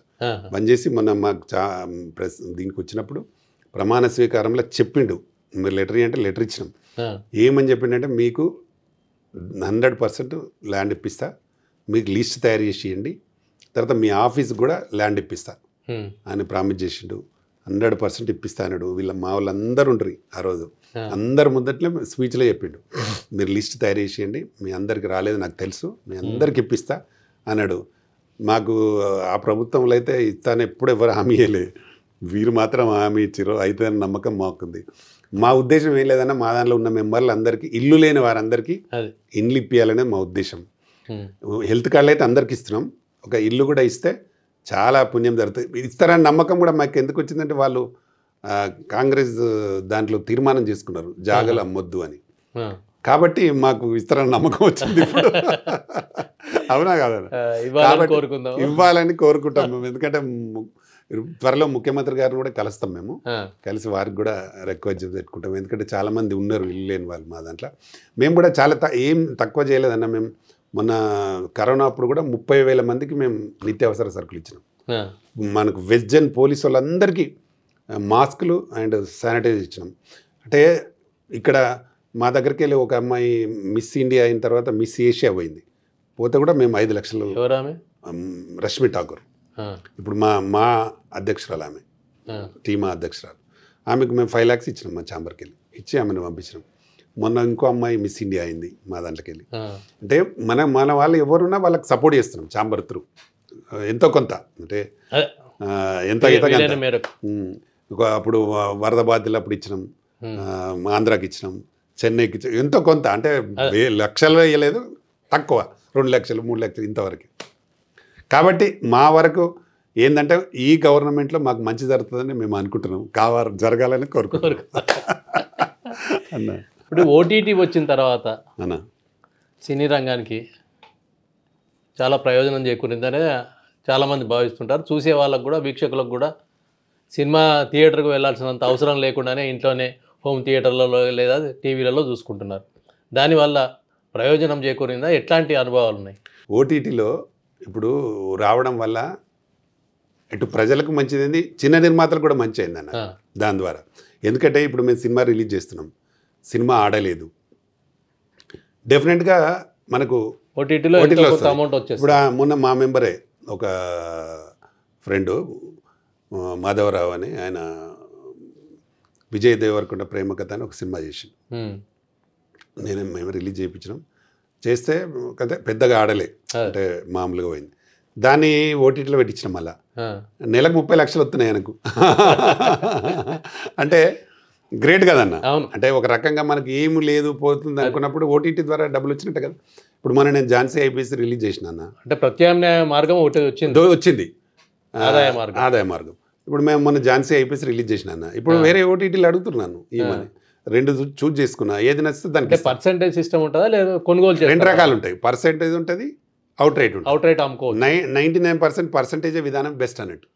ఎందుకంటే మనకి ఎవ్రీ మంత్ మనకు తెలిసిపోతుంది ఎంతమంది, సిస్టమ్ ఉంటుంది, మనం కూడా చూసుకోవచ్చు. అంటే అందులో మోసాలు ఏమి ఉండదు, ఓటీటీలో అస్సలు మోసం ఉండదు. ఎంతమంది చూసిండ్రు నీ సినిమా అనేది తెలిసిపోతుంది, ఎవరైనా చూడొచ్చు అది. కాబట్టి అదే కరెక్ట్, అంటే లాభం ఎక్కువ వస్తుంది. అంటే మనం ఎన్ని రోజులు లైఫ్ టైం వస్తుంది కదన్న, మోసపోము లైఫ్ టైం వస్తుంది మనకు. 3 పిల్లలు, వాళ్ళు ఏం చేస్తుంటారు? మా అమ్మాయి పెద్ద అమ్మాయి ఎంబీఏ అయిపోయింది, మా మల్లారెడ్డి కాలేజీలో చేసింది అమ్మాయి ఎంబీఏ, ఫస్ట్ బ్యాచ్ మా అమ్మాయి వాళ్ళదే. అయితే అమ్మాయి మ్యారేజ్ అయిపోయింది, అమ్మాయికి 2 పిల్లలు కూడా, వాళ్ళు డాక్టర్. ఇక్కడ నార్సింగ్లో 2 హాస్పిటల్స్ ఉన్నాయి ఆయనకు ఓన్గా. వాళ్ళ అన్నదం వాళ్ళందరూ డాక్టర్లే. ఒక అతను వాళ్ళన్న, ఇంకో అల్లుడు శైలేంద్ర అని డాక్టర్, కిమ్స్లో కార్డియాలజిస్ట్ ఆయన. మా అబ్బాయి పెద్దోడు వాడు డాక్టర్, రాకేష్, డెంటల్ డాక్టర్. వాడు బిజినెస్ ప్లస్ 2-3 హాస్పిటల్స్కి ఇన్ఛార్జ్ ఉన్నాడు. మొన్నటిదాకా సెంట్రల్లో ఉండే, ఇప్పుడు వచ్చి ఇక్కడే చేస్తున్నాడు. ఇంకో అబ్బాయి వాడు కూడా సెటిల్ అయిపోయిండు, వాడు కూడా ఫార్మా ఏదో చేస్తా ఉన్నాడు, జరుగుతూ ఉంది కన్స్ట్రక్షన్. అది ఫార్మా కంపెనీ పెట్టాలని ఆలోచనలు చేస్తారు. ముగ్గురు సెటిల్ అయినరు. మనకేం బ్రదర్ ఇటు వాళ్ళు రాలే. అంటే వాడు చిన్నోడు వచ్చిండు, ఆ బాహుబలిలో చేసిండు, ఒక 2-3 సినిమాలు చేసిండు. కానీ నటునిగా బాహుబలిలో 150 రోజులు చేసినాడు. తర్వాత ఇంకొక తేజ డైరెక్టర్ ఒక సినిమా హీరోగా చేయించిండు. ఇంకొక అశోక్ అని ఒక డైరెక్టర్ చేసిండు. కానీ వాడికి ఏదో నచ్చలే, అంత ఇప్పుడు పెద్ద యాక్టివ్ లేడు. ఫ్యూచర్లో యాక్టివ్ ఉంటే మళ్ళీ అనొక్కని తేవాలి. భవిష్యత్తులో మీరు చేయబోయే సినిమాలు లేదా మీ ప్లానింగ్ ఏమున్నది ఏమైనా చెప్తారా అన్న? ఇప్పుడు ఒకటి కంప్లీట్ అయింది, దీక్ష. అది అన్ని 3 భాషల్లో చేస్తున్నాం. అంటే ఎవరు హీరో? మా తెలంగాణ వాళ్ళే హీరో. కిరణ్ కుమార్ అని హీరో, అక్సా ఖాన్ అని హీరోయిన్. ఆ అమ్మాయి కొత్తలు కాదు, అక్సా ఖాన్ అని టాప్ ఈటీవీలో డి విన్నర్ అమ్మాయి. తర్వాత ఇంకొక అమ్మాయి మొన్న పుష్పాలో చేసింది, అలెక్యారెడ్డి అని. ఆ అమ్మాయి కూడా ఇలా వన్ ఆఫ్ ది హీరోయిన్. తర్వాత కన్నడ అతను హీరో ఒక అమ్మాయి పెట్టి చేసినాం, కంప్లీట్ అయింది. దానిలో మధుప్రియ వాడిని ఒక 2 పాటలు పెట్టి ఉన్నాయి. సాంగ్స్ కూడా షూట్ అయినాయి. ఒకటి మంచి హిట్ సాంగ్ ఉంటుంది, నంది నంది అని ఒక సాంగ్ పెట్టినాం. అది ఒక నాటు టైప్ ఉంటుంది, అది షూట్ అయిపోయింది. అది కూడా ఈ నందులు దానికోసం 20 బంగారు నందులు తెచ్చినాం పాట కోసం. ఖర్చు అయింది దానికి, బాగా ఖర్చు. 20 నందులు పెట్టినాం పాట, బాగా ఖర్చు అయింది దానికి. చేసినాం, కంప్లీట్ అయిపోయింది. ఇప్పుడు డిఐ వర్క్ అయిపోయింది, 5.1 అవుతుంది, త్వరలో అయిపోతుంది అది. నెక్స్ట్ ఏంటంటే కబడ్డీ అని, మహిళా కబడ్డీ. ఇది పాన్ ఇండియా సినిమా చేద్దామని 18 లాంగ్వేజ్లు. Okay sir. ఈ 18 లాంగ్వేజ్లు ఇప్పటికి హిస్టరీ లెవెల్ చేయలేదు, మనం చేయాలని ఒక హిస్టరీ రికార్డ్ కోసం. రామానాయుడు గారు చేశారు, కానీ 13 లాంగ్వేజ్లు చేసిన ఆయన, మా పెద్దవారు గురువు. ఆయనను దాటి మనం పోవాలని ఆయన అంటే ఫోటో ఉన్నదని, అది రామానాయుడుతో నా ఫోటో, కానీ ఆడున్నట్టుంది ఆ రూమ్లో. ఆయనతో నేను ఇన్స్పెక్టర్ రోల్ వేసిన ఫోటో ఉంది అప్పుడు. అయితే 18 లాంగ్వేజ్లు వేస్తున్నా దాన్ని. దీంట్లో ఇండియన్ టీం కబడ్డీ ప్లేయర్ అమ్మాయిల్ని కూడా ఒక 5గురిని మాట్లాడినా, ప్లస్ హీరోయిన్స్ ఒక 4 ఉంటారు. అంటే ఇండియన్ టీం అంటే కబడ్డీ తెలంగాణలోనే ఉన్నారు 2-3. మేము 4 తీసుకుంటున్నాము. వెంకటరెడ్డి అనే కోచ్ ఉన్నాడు, ఇండియన్ కబడ్డీ టీం కోచ్, వారితో కూడా మాట్లాడినాం. వారు కూడా ఉంటాడు. ఇట్లా అన్ని ప్లాన్ చేస్తున్నాం, భారీ ఎత్తున చేయాలని. మనం కూడా పాన్ ఇండియా సినిమా ఎందుకు చేయొద్దు అని. ఒకవేళ అంటే మాది పెద్ద బడ్జెట్ కాదు, చిన్నది కాదు, ఒక లెవెల్ బడ్జెట్ ఉంటుంది, దాన్ని బట్టి చేయాలని. ఆల్రెడీ పాటలు రికార్డ్ అయిపోయినాయి. మధుప్రియ 2 పాడింది, మంగిలి పాడింది, గీతా మాధురి పాడింది, అవన్నీ రికార్డ్ చేసినాం. త్వరలో సెట్స్ పైకి వస్తుంది. ఆ సినిమా భారీ ఎత్తున చేసి రిలీజ్ చేయాలనేది కోరిక. దానికి ఇక చూడాలి ఎట్లా భగవంతుడు ఎంతవరకు మాకు సహకరిస్తాడో చూడాలి అనేది. ధీమాతోనే వెళ్తాం ఏదైనా, అంతే కదన్న. మనం ఇప్పుడు ఊరికే కూర్చుంటే రాదు కదా, మనం ఒక ప్రయత్నం చేసి సక్సెస్ కోసం వెంపర్లాట ఉంటే ఒకటి. ఇంకా రెండవది ఇంకోటి కూడా, కన్నడలో ఒక సూపర్ హిట్ మూవీ కొన్నామన్నా. ఏంటది? కన్నడలో గౌలి అని పెద్ద హిట్, కేజీఎఫ్ లాగా ఉంటుంది. దాన్ని కొని కూడా 2 months అవుతుంది. దాన్ని రిలీజ్ చేయాలి తెలుగులో. అది కూడా పెద్ద సినిమా అవుతుంది మాకు. దాన్ని అంటే మేమేం పెట్టినామంటే కక్ష, రివెంజ్ ఆఫ్ ఫార్మర్ టైటిల్ పెట్టుకున్నాం. అది కూడా పెద్ద సినిమా అవుతుందని అనుకుంటున్నాం. ఇవి ఇప్పుడు రేపు రాబోయే సినిమాల్లో 3 ఉన్నాయి కంటిన్యూగా, ఒకటి తర్వాత ఒకటి. ఇక ఆ తర్వాత చూద్దాం, ఇవి అయిపోయినాక మళ్ళీ ప్లానింగ్. చాలా థ్యాంక్స్ అన్న. ఓకే, ఇవి ప్రతాన్ రామకృష్ణ గారి జీవిత విశేషాలు, వారి అనుభవాలు, వారు ఆటుపోట్లు అనొచ్చు, ఈ రంగంలో ఎదుర్కొన్న సమస్యలు అనొచ్చు, లాభదాయకమైన అంశాలు కావచ్చు, ఏవైనా కావచ్చు, ప్రయోజనకరమైన కార్యక్రమాల నిర్వహణ టీఎఫ్సిసి ద్వారా చేస్తుండడం ఇత్యాది అంశాలని మేము ముందుకు తెచ్చాం. త్వరలో మరో ప్రముఖునితో మేము ముందుకు వస్తాం. ధన్యవాదాలు. నమస్కారం. నమస్కారం అన్న. థ్యాంక్ యూ వెరీ మచ్ అన్న.